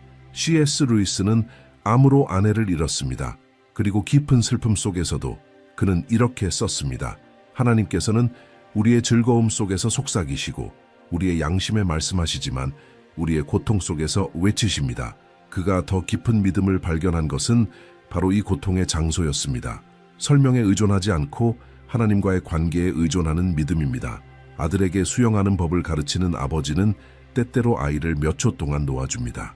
아이를 놀라게 하려는 것이 아니라 아이가 상상하는 것보다 이미 더 강하다는 것을 보여주기 위해서입니다. 하나님께서는 그분의 지혜로 우리가 그런 구간을 통과하도록 허락하십니다. 우리를 버리셨기 때문이 아니라 어둠 속에서도 그분을 신뢰하는 법을 가르치고 계시기 때문입니다. 마치 불이 없는 방에서 아버지의 손을 그녀는 아무것도 보지 못하지만 안전하다는 것을 압니다. 이것이 믿음입니다. 모든 것이 무의미하게 느껴지는 순간에 이것을 기억하세요. 하나님은 당신에게 모든 것을 이해하라고 요구하지 않으시고 모든 것에서 그분을 신뢰하도록 초대하십니다. 그리고 언젠가 나중에 당신은 뒤돌아보며 말할 것입니다. 아, 이제 이해가 되네. 하지만 그때는 신뢰하는 것만으로 충분했어. 이 메시지를 통해 우리는 기독교 신앙뿐만 아니라 C.S. 루이스에게서 영감을 받은 깊은 성찰을 바탕으로 한 5가지 변화시키는 원칙을 함께 배웠습니다. 루이스는 고통과 아름다움 속에서 하나님을 찾는 방법을 아는 사람이었습니다. 첫째, 우리는 하나님께 통제권을 넘겨드리는 것의 중요성을 보았습니다. 결코 우리 것이 아니었던 짐을 내려놓을 때 우리는 그분이 사랑과 주권으로 우리의 삶을 인도하실 수 있도록 공간을 열어드립니다. 둘째, 우리는 마음을 열고 기다리는 법을 배웠습니다. 왜냐하면 모든 것이 멈춘 것처럼 보일 때에도 하나님은 보이지 않는 곳에서 움직이시기 때문입니다. 다음으로 우리는 믿음의 눈으로 보도록 도전을 받았습니다. 중요한 모든 것이 보이는 것은 아니지만 영원한 모든 것은 신뢰할 수 있다는 것을 인정하면서 말입니다. 우리는 또한 하나님의 과정을 받아들이도록 부름을 받았습니다. 그분은 서두르지 않으시고 아버지의 손으로 우리의 성품을 빚으신다는 것을 인정하면서 말입니다. 마지막으로 우리는 이해하지 못해도 신뢰하는 것의 아름다움을 이해했습니다. 그리고 진정한 믿음은 종종 의심의 영역에서 꽃을 피웁니다. 이 원칙들은 단지 아름다운 아이디어가 아니라 삶의 압박, 고통, 도전 속에서 실제적인 믿음을 살아가는 실천적인 방법입니다. 하나님을 신뢰하는 것은 어려움을 없애는 것이 아니라 평화롭게 어려움을 헤쳐나갈 힘을 줍니다. 그래서 저는 당신을 초대합니다. 이번 주에 의도적으로 살아갈 원칙 중 하나를 선택하세요. 아마도 당신은 무언가를 내려놓거나 더 많은 믿음으로 기다리거나 이해하지 못해도 그냥 쉬어야 할 수도 있습니다. 중요한 것은 한 걸음 내딛는 것입니다. 하나님은 당신이 혼자 싸우기를 원하지 않으십니다. 그분은 당신이 신뢰를 가지고 당신 주변에서 그분의 움직임을 관찰하기를 원하십니다. 이제 이 비디오에서 당신에게 가장 와닿았던 것에 대한 고무적인 메시지를 여기에 댓글로 남겨주시기 바랍니다. 당신의 말은 누군가를 위한 기도 응답이 될 수 있습니다. 그리고 아직 구독하지 않으셨다면 지금 구독하세요. 매일 당신의 영혼을 살찌우는 메시지를 계속 받으려면 알림벨을 켜세요. 그리고 여기에 화면에 나타날 다음 비디오를 꼭 시청하세요. 그것은 하나님과의 신뢰, 믿음, 성장의 여정을 더욱 깊이 있게 할 것입니다. 당신의 한 주가 모든 이해를 초월하는 평화로 가득 차기를 바랍니다. 다음에 만나요. 하나님은 우리의 즐거움 속에서 속삭이시고 우리의 양심 속에서 말씀하시며 우리의 고통 속에서 외치신다. 고통은 하나님께서 귀먹은 세상을 깨우시기 위한 메가폰이다. C.S. 루이스, 당신은 기도가 왜 때때로 천장을 넘지 못하는 것처럼 느껴지는지 생각해 본 적이 있나요? 진심으로 부르짖어도 하나님께서 침묵하시는 것처럼 느껴질 때가 있지 않나요? 진실은 많은 경우 하나님이 침묵하시는 것이 아니라 우리가 영적으로 산만해져 있고 말과 태도, 감정에 의해 스스로 하나님과의 소통을 방해하고 있다는 것입니다. 오늘날 세상에서 기도는 점점 더 오해받고 있습니다. 많은 사람들이 기도를 형식적인 의식이나 자동적인 요청처럼 대하며 마치 하나님을 우리의 욕구를 충족시켜주는 영적인 직원으로 여깁니다. 그러나 루이스가 잘 말했듯 기도는 무엇보다도 관계입니다. 살아있고 현실적이며 우리를 변화시키는 영원하신 하나님과의 대화입니다. 20세기 가장 위대한 기독교 사상가 중 한 명인 C.S. 루이스는 기도의 가치와 그것을 약화시키는 미묘한 장애물들을 깊이 이해하고 있었습니다. 순전한 기독교와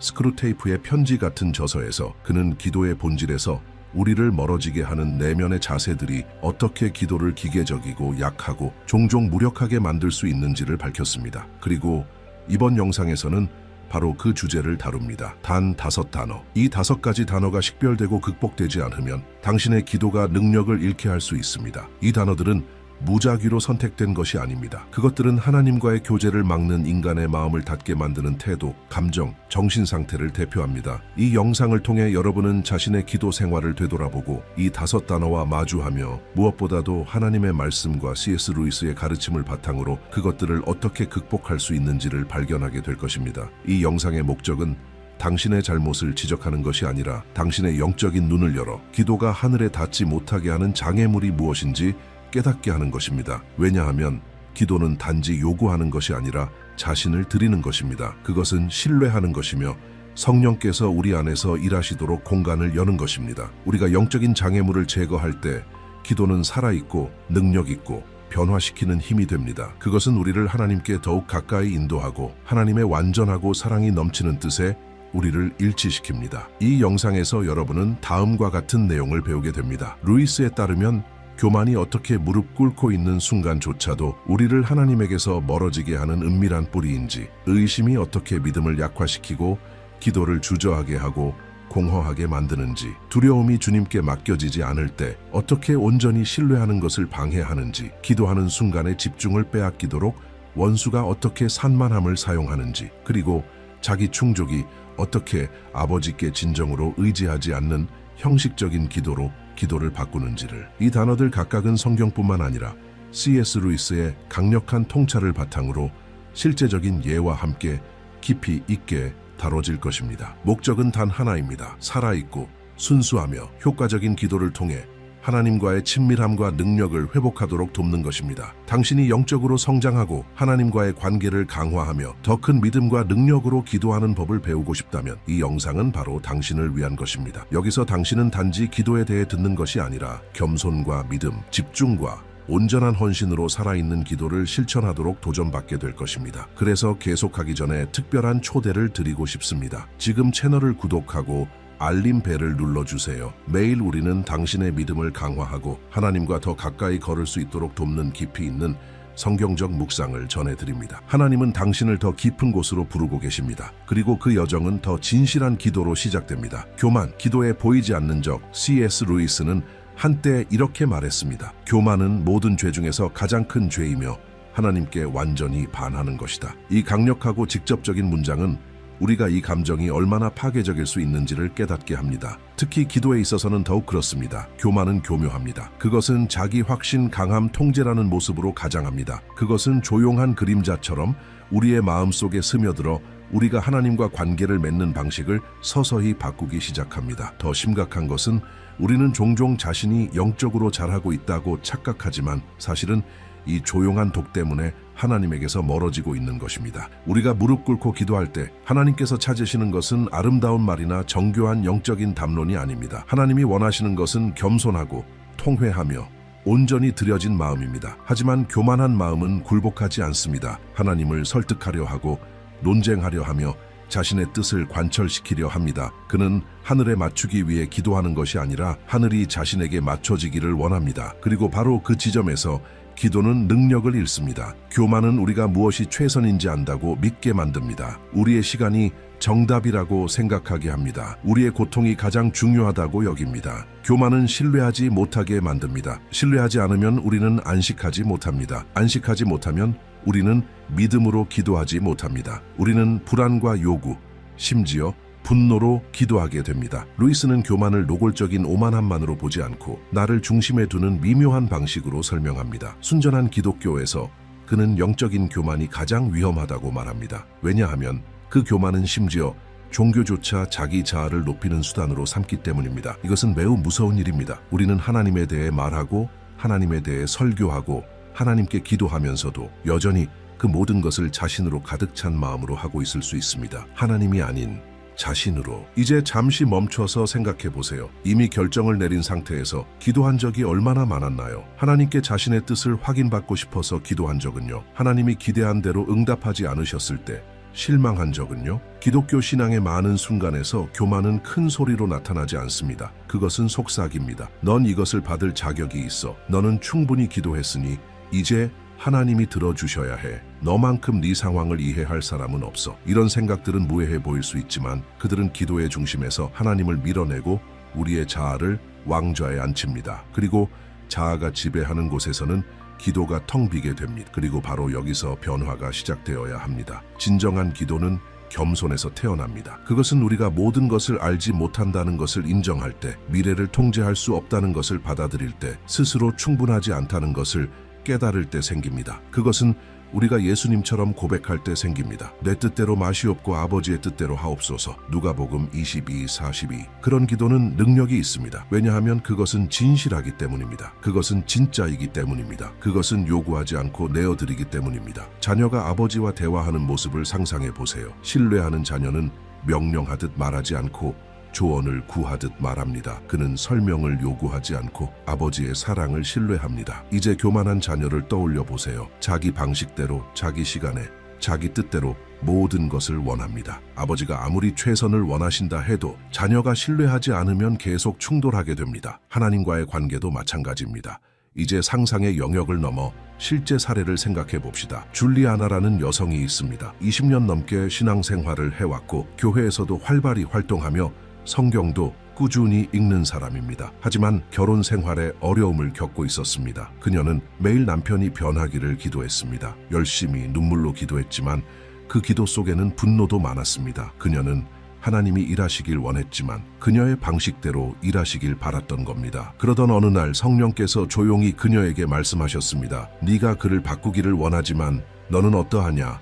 그 말은 충격이었습니다. 그녀는 자신이 교만하게 기도하고 있었음을 깨달았습니다. 그것은 자신을 하나님께 드리는 기도가 아니라 하나님을 조종하려는 시도였던 것입니다. 그녀는 정신을 차리고 처음으로 이렇게 기도했습니다. 주님, 제 마음부터 먼저 바꿔주세요. 그때부터 모든 것이 바뀌기 시작했습니다. 결혼 생활이 곧바로 완벽해진 것은 아니었지만 그녀의 기도는 더 가볍고 더 깊고 더 진실해졌으며 마침내 가시적인 열매를 맺기 시작했습니다. 이 이야기는 실제입니다. 그리고 많은 이들이 겪는 현실을 반영합니다. 교만은 항상 다른 사람을 지적하게 만들고 하나님께 요구하게 만들며 자신의 연약함을 숨기게 만듭니다. 그러나 하나님은 우리가 항복할 때 일하십니다. 성경은 분명히 말합니다. 하나님은 교만한 자를 물리치시고 겸손한 자에게 은혜를 주신다. 야고보서 4:6. 하나님의 저항은 벌이 아니라 교정입니다. 그것은 우리가 자의 눈이 멀지 않도록 하시려는 아버지의 돌보심입니다. 하나님은 우리를 깨어짐의 자리로 부르십니다. 왜냐하면 그곳에서 기적이 일어나기 때문입니다. 만약 오늘 당신이 기도가 힘을 잃었다고 느낀다면 그것은 믿음이 부족해서도 옳은 말을 몰라서도 시간이 없어서도 아닐 수 있습니다. 어쩌면 그것은 교만이 하나님께 드려져야 할 자리를 차지하려는 것일 수 있습니다. 그러나 좋은 소식이 있습니다. 지금 바로 바꿀 수 있습니다. 하나님께 겸손한 마음을 달라고 구하십시오. 기도를 시작할 때 하나님의 주권을 인정하십시오. 하나님께서 당신의 뜻을 확증해 주시기를 기도하지 말고 하나님의 뜻을 보여주시기를 기도하십시오. 그리고 하나님께서 보여주실 때 모든 것을 다 이해하지 못하더라도 순종할 준비를 하십시오. 가장 강력한 기도는 가장 크거나 가장 아름다운 기도가 아닙니다.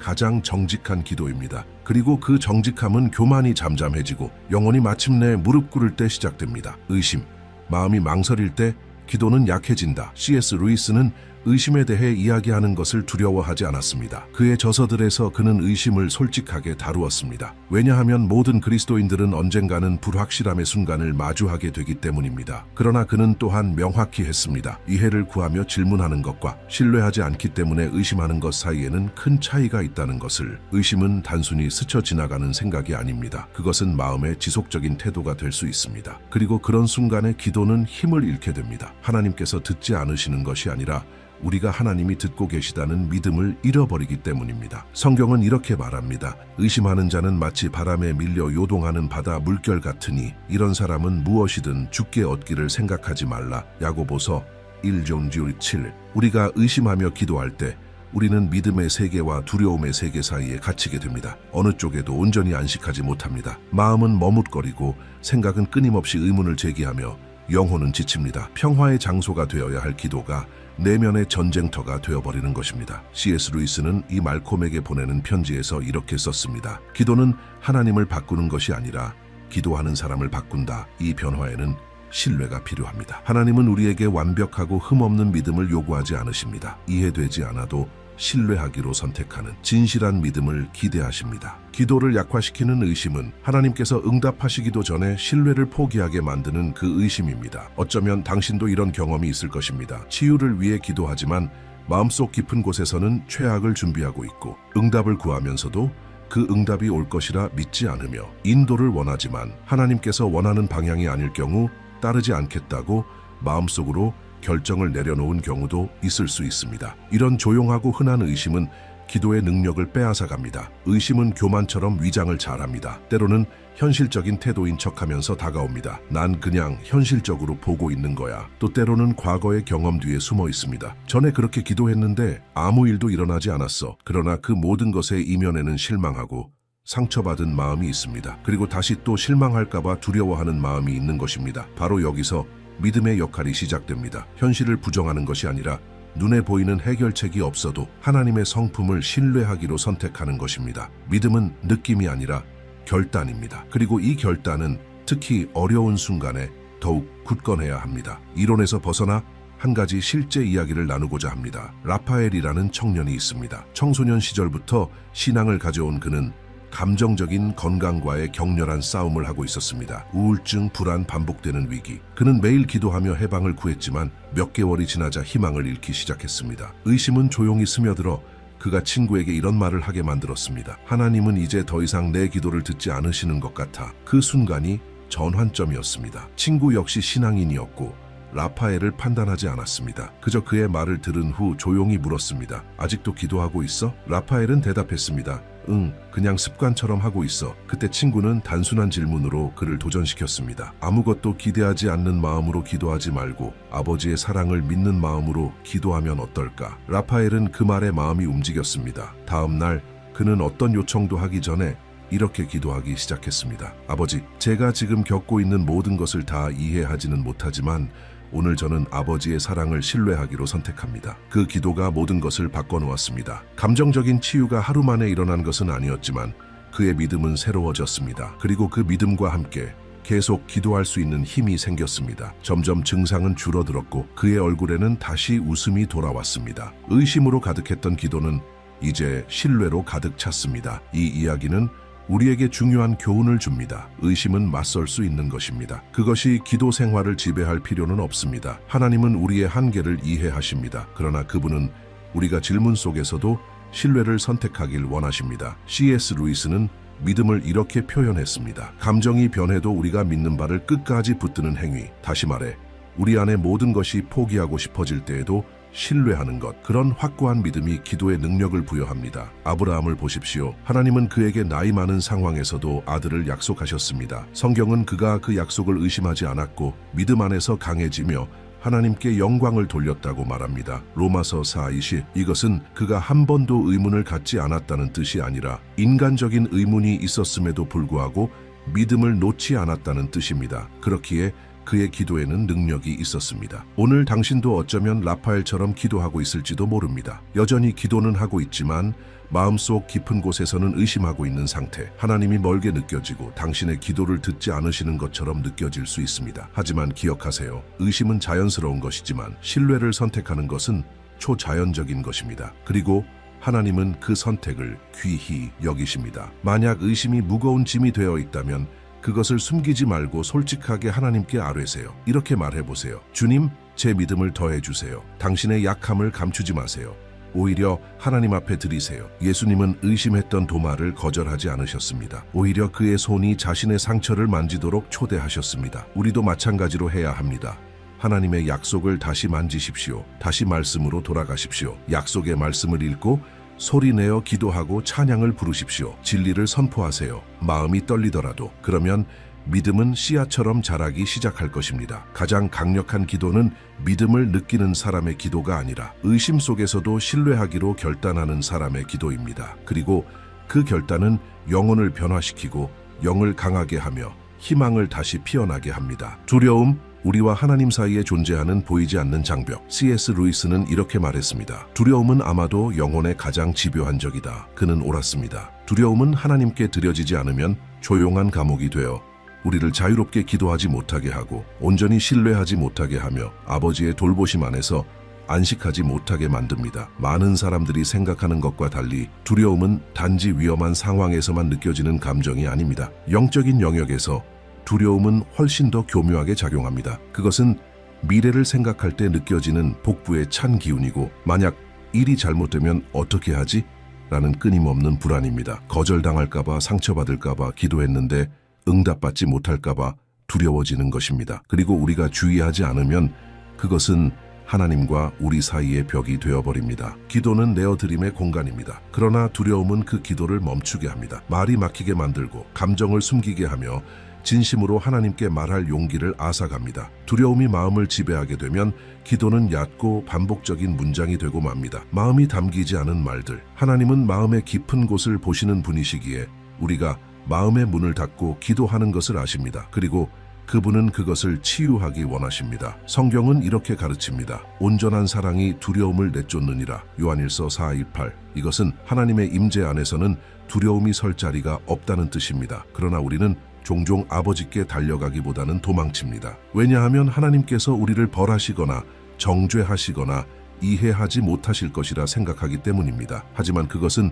진실과는 거리가 먼 생각입니다. 루이스는 순전한 기독교에서 하나님을 어두움 속에서도 자녀들이 그분을 신뢰하길 바라시는 아버지로 묘사합니다. 두려움은 우리가 혼자라고 말합니다. 그러나 믿음은 이렇게 대답합니다. 내가 사망의 음침한 골짜기를 다닐지라도 해를 두려워하지 않을 것은 주께서 나와 함께 하심이라. 시편 23:4. 그렇다면 실제로 이 두려움을 어떻게 이길 수 있을까요? 다른 한 사람의 이야기를 들어봅시다. 더글라스는 조용한 성격의 남성이었습니다. 누구에게도 속마음을 털어놓지 않았습니다. 하나님께도 마찬가지였습니다. 그는 어릴 때부터 강해야 한다는 말을 들으며 자랐고 남자는 울지 않는다. 문제는 말이 아니라 일로 해결하는 것이라는 사고방식 속에서 자라왔습니다. 신앙을 갖게 된 후 기도에 대해 배웠지만 어딘가에서 계속 막히는 느낌이 있었습니다. 감정의 상처에 대해 기도하려고 무릎을 꿇을 때마다 무언가가 그를 막았습니다. 그는 이렇게 말하곤 했습니다. 다른 사람을 위해 기도하는 게 더 편해. 내 두려움을 말하는 건 이상해. 하지만 그 두려움들은 분명히 존재했습니다. 실패할까봐, 직장을 잃을까봐, 하나님께 진짜로 받아들여지지 않을까봐. 이 모든 것이 짧고 자동적인 기도들 뒤에 숨어 있었습니다. 그러던 어느 날 수요일의 조용한 예배 중에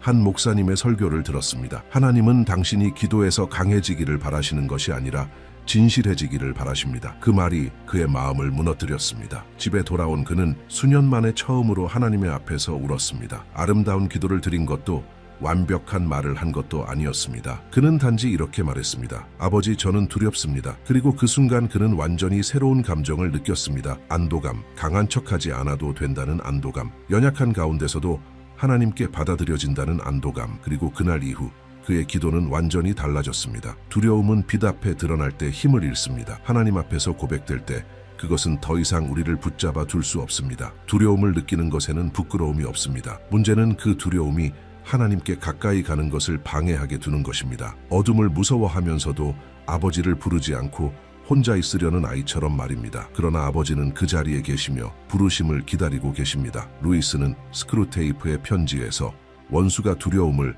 하나님의 자녀들을 마비시키는 도구로 어떻게 사용하는지를 보여줍니다. 그는 두려움이 효과적인 이유는 그것이 마음을 현재와 미래 사이에 가둬버리기 때문이라고 말합니다. 우리는 앞으로 일어날지도 모를 일들에 너무 집중하게 되어 하나님이 이미 약속하신 것을 신뢰하는 것을 잊어버리게 됩니다. 바로 이 지점에서 기도는 힘을 얻습니다.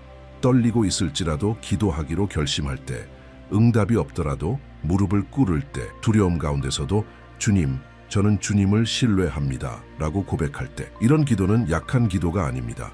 그것은 강력한 기도입니다. 왜냐하면 그것은 두려움을 믿음으로 이기는 기도이기 때문입니다. 좀 더 일상적인 예를 들어보겠습니다. 마리아나는 두 아이의 엄마로 심각한 경제 위기를 겪고 있었습니다. 쌓여있는 청구서들과 거의 들어오지 않는 수입, 두려움이 그녀를 강하게 짓눌렀습니다. 매일 밤 그녀는 심장이 빨리 뛰는 상태로 침대에 누웠고 기도는 항상 같은 말로 끝났습니다. 하나님, 제발 도와주세요. 하지만 그 기도 속에는 이미 공포가 가득했습니다. 그러던 어느 날 그녀는 시편 46편을 읽다가 한 구절에 마음이 멈췄습니다. 하나님은 우리의 피난처시오 힘이시니 환난 중에 만날 큰 도움이시라. 그 순간 그녀는 기도의 방향을 바꾸기로 결심했습니다. 두려움에서 시작하는 기도가 아니라 신뢰에서 시작하는 기도를 드리기로 한 것입니다. 그녀는 해결책을 보기 전부터 감사하기 시작했습니다. 그리고 이렇게 선포했습니다. 주님은 나의 피난처이십니다. 며칠이 지나자 불안감이 점점 줄어들었습니다. 재정 상황은 여전히 어려웠지만 그녀의 마음은 평안을 누리기 시작했습니다. 그리고 곧 예기치 않은 기회의 문이 열리기 시작했습니다. 두려움은 우리를 지배하려 합니다. 하지만 신뢰로 드리는 기도는 그 두려움의 무장을 해제합니다. 하나님의 임재는 안전함을 줍니다. 폭풍이 아무리 밖에서 몰아쳐도 아버지의 품에 안긴 아이처럼 우리의 마음은 쉼을 얻게 됩니다. C.S. 루이스는 우리가 용감한 척하라고 말하지 않았습니다. 그는 우리에게 기독교 신앙은 진짜 감정을 가진, 진짜 싸움을 겪는, 진짜 사람들을 위한 것임을 일깨워 주었습니다. 그리고 그럼에도 불구하고 우리는 진짜 하나님을 신뢰하기로 선택하는 것입니다. 이것이 바로 두려움을 이기는 것입니다. 만약 오늘 당신의 기도를 가로막고 있는 것이 두려움이라면 미래에 대한 두려움, 외로움에 대한 두려움, 기도가 들리지 않을까봐, 실패할까봐, 기억하세요. 첫걸음은 바로 그것에 대해 기도하는 것입니다. 하나님께 이렇게 말해보세요. 주님, 저는 두렵습니다. 하지만 주님을 신뢰하고 싶습니다. 이것이 진실된 기도입니다. 그리고 하나님은 진실함을 사랑하십니다. 결국 우리를 가장 자유롭게 만드는 기도는 우리를 강하게 느끼게 하는 기도가 아니라 우리가 안전하다고 느끼게 해주는 기도입니다. 왜냐하면 우리는 혼자가 아니라는 것을 알기 때문입니다. 산만함, 하나님과의 친밀함을 훔치는 조용한 도둑. 당신은 몇 번이나 기도를 시작했지만 어느새 내일 할 일을 생각하고 있거나 깜빡 잊은 일을 떠올리거나 성경 앱은 열려 있는데 휴대폰을 스크롤하고 있었던 적이 있나요? C.S. 루이스는 산만함의 힘을 잘 알고 있었습니다. 스크루테이프의 편지에서 그는 원수가 당신이 신앙을 부인하게 만들 필요조차 없다고 말합니다. 단지 당신을 충분히 산만하게 만들어서 하나님과의 교제가 얕아지게 만들면 된다고요. 그리고 그는 이 일을 매우 교묘하게 해냅니다. 소음, 걱정, 분주한 일상, 무작위한 생각들, 이런 것들이 기도 시간에 우리의 마음속으로 밀고 들어옵니다. 산만함은 진정한 기도의 가장 큰 적 중 하나입니다. 왜냐하면 그것은 하나님의 임재를 빼앗아 가기 때문입니다. 우리의 주의를 빼앗고 점차 우리의 마음을 비워버립니다. 기도는 단순한 말의 반복이 아닙니다. 그것은 아버지 앞에 나아가는 것입니다. 그것은 만남입니다. 하지만 마음이 딴 데 가 있는 상태에서 어떻게 진정한 만남이 있을 수 있겠습니까? 예수님은 기도에 대해 가르치시면서 이렇게 말씀하셨습니다. 너는 기도할 때 내 골방에 들어가 문을 닫고 은밀한 중에 계신 내 아버지께 기도하라. 마태복음 6:69. 이 말씀은 단순히 물리적인 장소를 말하는 것이 아닙니다. 그것은 마음의 문도 닫으라는 초대입니다. 세상의 소음을 끄고 우리의 시선을 하늘로 다시 돌리라는 부르심입니다. 그러나 솔직히 말해서 오늘날 세상에서 이 문은 좀처럼 닫히지 않습니다. 우리는 자극으로 둘러싸여 살아갑니다. 휴대폰이 울리고 알림음이 끊임없이 울리며 텔레비전은 혼자 말을 걸고 우리의 머릿속은 단 1분도 쉬지 않습니다. 심지어 무릎을 꿇고 있어도 우리의 마음은 마트에 가 있고 내일 갚아야 할 청구서에 있고 제대로 끝나지 않은 대화에 가 있습니다. 이것이 바로 산만함입니다. 그리고 그것은 우리가 기도가 줄 수 있는 깊이를 경험하지 못하게 만듭니다. C.S. 루이스는 지옥을 단지 불길이 가득한 곳이 아니라 소음으로 가득한 곳으로 묘사했습니다. 그곳에서는 어떤 영혼도 하나님의 음성을 들을 수 있는 침묵을 찾지 못합니다. 이것은 무서운 진실을 보여줍니다. 하나님께 집중할 수 있는 능력을 잃는 것이 생각보다 훨씬 더 위험하다는 것입니다. 산만함은 우리가 주님의 음성을 듣지 못하게 만듭니다. 하나님의 말씀이 깊이 들어오는 것을 방해합니다. 더 심각한 것은 우리가 기도하고 있다고 착각하게 만든다는 점입니다. 실제로는 혼잣말만 하고 있는 것인데도 말이죠. 당신도 혹시 기도를 의무감으로만 하고 있다고 느껴본 적 있나요? 마치 종교적인 의식을 수행하는 것처럼 하나의 할 일처럼 여긴 적은요? 그것은 산만함 때문입니다. 마음이 그 자리에 없기 때문입니다. 마음이 없으면 기도는 더 이상 대화가 아니라 독백이 됩니다. 하지만 좋은 소식이 있습니다. 다시 시작할 수 있는 길이 있습니다. 집중력과 주의력, 기도 속의 친밀함을 회복하는 길은 존재합니다. 그리고 그 모든 것은 단순한 한 걸음에서 시작됩니다. 내가 지금 산만하다는 것을 인정하고 성령님께 도와달라고 요청하는 것입니다. 이번에는 개인적인 이야기 대신 한 무리의 이야기를 나눠 보겠습니다. 한 지역교회에 청년들이 있었습니다. 그들은 바쁜 일상, 자동적인 기도, 얕은 믿음에 지쳐 있었습니다. 그래서 그들은 주말 동안 영적 수련회를 갖기로 결심했습니다. 그리고 그 수련회 중 단 30분간의 침묵의 시간이 있었습니다. 음악도 설교도 없이 각자 혼자 하나님 앞에. 처음에는 어려웠습니다. 누군가는 손을 만지작거리고 누군가는 주변을 두리번거리며 마음이 불편해 보였습니다. 하지만 시간이 지나면서 무언가가 변하기 시작했습니다. 마음이 차분해지고 입에서 나오는 말들이 점점 진심을 담기 시작했습니다. 어떤 이들은 눈물을 흘렸고 어떤 이들은 말없이 그냥 침묵했습니다. 그러나 모두가 예외 없이 그 30분이 오랜만에 가장 깊은 영적 시간이었음을 고백했습니다. 왜일까요? 그들은 마침내 멈췄기 때문입니다. 그리고 멈췄을 때 들을 수 있었습니다. 연결될 수 있었습니다. 산만함이 떠나고 하나님의 임재가 들어왔습니다. 기도는 기계적인 것이 아니라 살아있는 것이 되었습니다. 이것이 하나님께서 원하시는 것입니다. 빠른 기도가 아니라 존재하는 마음, 화려한 말이 아니라 온전히 들여진 영혼. 이런 경험을 위해 반드시 수련회에 갈 필요는 없습니다. 하루에 단 10분으로도 시작할 수 있습니다. 휴대폰을 꺼두고 조용한 장소를 찾고 눈을 감고 깊이 숨을 들이신 다음 이렇게 말해보세요. 주님, 제가 여기 있습니다. 진심으로 주님의 음성을 듣고 싶습니다. 처음에는 마음이 자꾸 딴 곳으로 향할 수 있습니다. 그래도 포기하지 마세요. 진짜 기도는 훈련과 같습니다. 우리가 마음을 집중하며 계속해서 연습할수록 점점 자연스럽고 깊어집니다. C.S. 루이스는 우리에게 이렇게 상기시켜 줍니다. 하나님은 아름다운 말에 감동하지 않으시고 진실한 마음에 감동하신다고요. 그리고 그 진실함은 집중에서 나옵니다. 하나님은 우리를 만나기 원하십니다.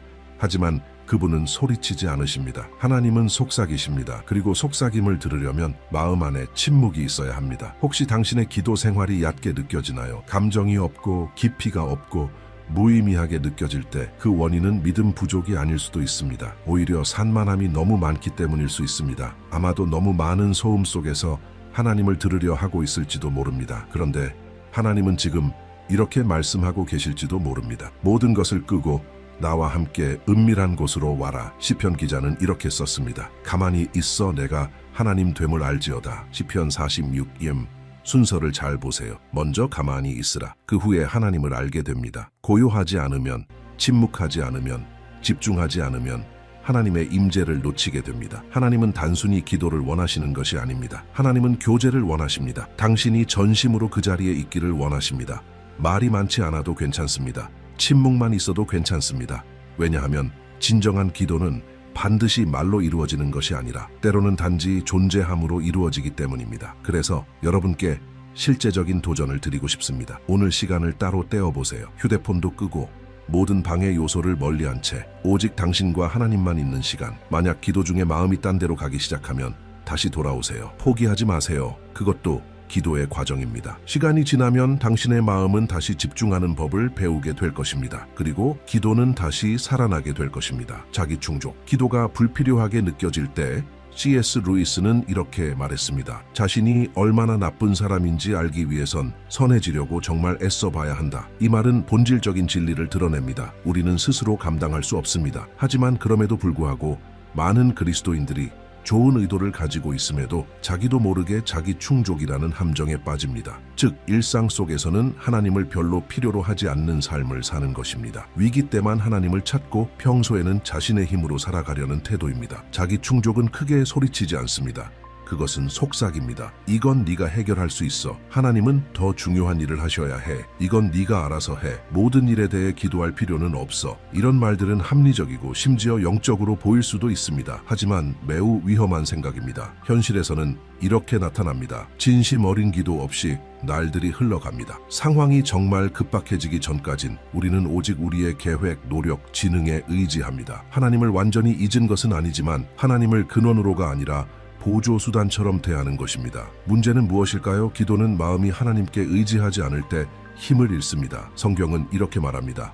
하나님은 교만한 자를 물리치시고 겸손한 자에게 은혜를 주신다. 야고보서 4:6. 그리고 영적인 자기 충족은 능력이라는 가면을 쓴 교만의 한 형태입니다. C.S. 루이스는 순전한 기독교에서 이렇게 설명합니다. 하나님께 가까이 가는 첫걸음은 우리가 하나님 없이는 살 수 없다는 것을 인정하는 것이라고. 기도는 단순한 종교 행위가 아니라 마음으로 고백하는 것입니다. 주님, 저는 주님 없이는 아무것도 할 수 없습니다. 한번 생각해 보세요. 예수님조차도 하나님의 아들이신 그분도 기도하기 위해 조용히 물러나셨습니다. 약해서가 아닙니다. 우리에게 의존이 얼마나 중요한지를 보여주시기 위해서입니다. 그리스도께서 스스로 자족하지 않으셨다면 우리가 어떻게 혼자의 힘으로 살아가려 할 수 있을까요? 냉장고는 가득 차 있고 은행 계좌는 안정적이고 건강도 문제 없을 때 사람은 자신도 모르게 모든 게 괜찮다고 생각하며 기도를 단지 아름다운 의식으로만 여길 수 있습니다. 그러나 가장 큰 영적 위험은 고통이 아니라 내가 모든 것을 통제하고 있다는 착각입니다. 이 착각이 커질수록 기도는 점점 줄어듭니다. 엘리아나라는 여성이 그런 예입니다. 그녀는 책임감 있고 정돈되어 있으며 주도 면밀한 사람이었습니다. 집도 재정도 인간관계도 잘 관리했고 청년 시절부터 신앙생활을 해왔으며 성경도 규칙적으로 읽었습니다. 그러나 시간이 지나면서 그녀의 기도 생활은 점점 기계적으로 변했습니다. 식사 전에 짧게 기도하고 집을 나설 때 간단히 보호를 요청하는 정도. 더 이상 하나님의 인도하심을 진지하게 구하지 않았습니다. 그러던 어느 날 예상치 못한 가족 문제가 그녀의 삶을 흔들었습니다. 오랜만에 자신이 통제할 수 없는 상황 앞에 무릎 꿇게 된 것입니다. 그리고 그 자리에서 그녀는 고백했습니다. 하나님, 제가 너무 오랫동안 주님의 뜻을 구하지 않고 살아왔습니다. 그 순간 눈물이 쏟아졌고 회개가 뒤따랐습니다. 그리고 그 회개는 새로운 시작이 되었습니다. 고통이 당신에게 하나님 없이는 살 수 없다는 것을 상기시키기 전에 먼저 깨닫기 바랍니다. 기도의 능력은 날마다 좋을 때에도 하나님이 우리의 공급자, 인도자, 보호자이심을 인정하는 데 있습니다. 영적인 자기 충족은 자동 조종 상태로 사는 삶입니다. 그러나 기독교적 삶은 무릎 꿇고 살아가는 삶입니다. 약해서가 아니라 은혜를 아는 자로서 말입니다. 하나님은 당신이 모든 것이 무너질 때만 기도하기를 바라시지 않습니다. 하나님은 당신의 모든 걸음 속에서, 모든 결정 속에서 함께 걷기를 원하십니다. 하나님은 당신의 인생이라는 여정의 마지막 구조대가 아니라 그 여정 전체에 함께 하시는 동반자가 되기를 원하십니다. 그러니 모든 것이 잘 될 때에도 기도하세요. 감사의 기도를 드리세요. 인도를 구하세요. 자신 속에 길을 잃지 않도록 기도하세요. 우리가 하나님께 더 의지할수록 우리의 기도는 더욱 강력해집니다. 우리가 더 나아지기 때문이 아니라 하나님께서 우리 안에서 더 크게 역사하시기 때문입니다. 이제 이 여정의 끝에 도달했습니다. 지금은 우리의 기도가 참된 목적에 이르지 못하게 만드는 요소들을 되짚어볼 시간입니다. C.S. 루이스는 그의 지혜와 통찰을 통해 기도의 가장 큰 문제는 어떻게 기도하는가에 있지 않고 우리 마음의 상태에 있다고 가르쳐 주었습니다. 이 영상에서 우리는 하나님과의 친밀함을 막을 수 있는 5가지 단어를 살펴보았습니다. 교만, 하나님보다 우리가 더 잘한다고 착각하게 만듭니다. 의심, 온전히 신뢰하지 못하게 만듭니다. 두려움, 우리의 내어 맡김을 마비시킵니다. 산만함, 아버지와 함께하는 현재의 순간을 빼앗아 갑니다. 자기 충족, 하나님 없이도 살 수 있다고 속삭입니다. 이 모든 장벽은 현실적이고 교묘하며 인간적인 것입니다. 그러나 좋은 소식이 있습니다. 그 어떤 것도 하나님의 사랑과 은혜보다 강하지 않습니다. 하나님은 우리의 한계도, 내면의 갈등도, 실수도 모두 아십니다. 그럼에도 불구하고 하나님은 매일 우리를 부르십니다. 진실함과 겸손함 그리고 믿음을 가지고 다가오라고. 진정으로 강력한 기도는 완벽한 기도가 아닙니다. 그것은 진실한 기도입니다. 깨어진 마음으로, 단순한 믿음으로 주님의 선하심을 전적으로 신뢰하는 기도입니다. 마지막으로 당신에게 도전 하나를 드립니다. 오늘 배운 원칙들 중 하나만이라도 실천해 보세요. 하나를 선택하고 그에 대해 깊이 생각해 보세요. 그리고 그것에 대해 기도하세요. 그 장벽을 이길 수 있도록 하나님께 도와달라고 구하세요. 그러면 당신의 기도는 새 생명을 얻게 될 것입니다. 이제 댓글에 남겨주세요. 이 5가지 단어 중 어떤 것이 당신의 기도 생활에 가장 큰 영향을 미쳤는지요? 당신의 간증은 다른 사람에게도 큰 힘이 될 수 있습니다. 이 메시지가 당신의 마음에 닿았다면 이 영상을 좋아요로 표현해 주세요. 그리고 이 메시지가 꼭 필요할 누군가와 공유하시고 매일 여러분의 믿음을 세워주는 말씀을 계속 받기 위해 채널을 구독하는 것도 잊지 마세요. 그리고 지금 화면에 뜨는 다음 영상을 꼭 시청해 보세요. 그 영상에서는 하나님과의 관계를 더 깊이 있게 다루며 더 큰 믿음과 명확함, 권세로 기도할 수 있도록 도와드릴 것입니다. 여러분의 기도 여정은 이제 막 시작되었을 뿐입니다.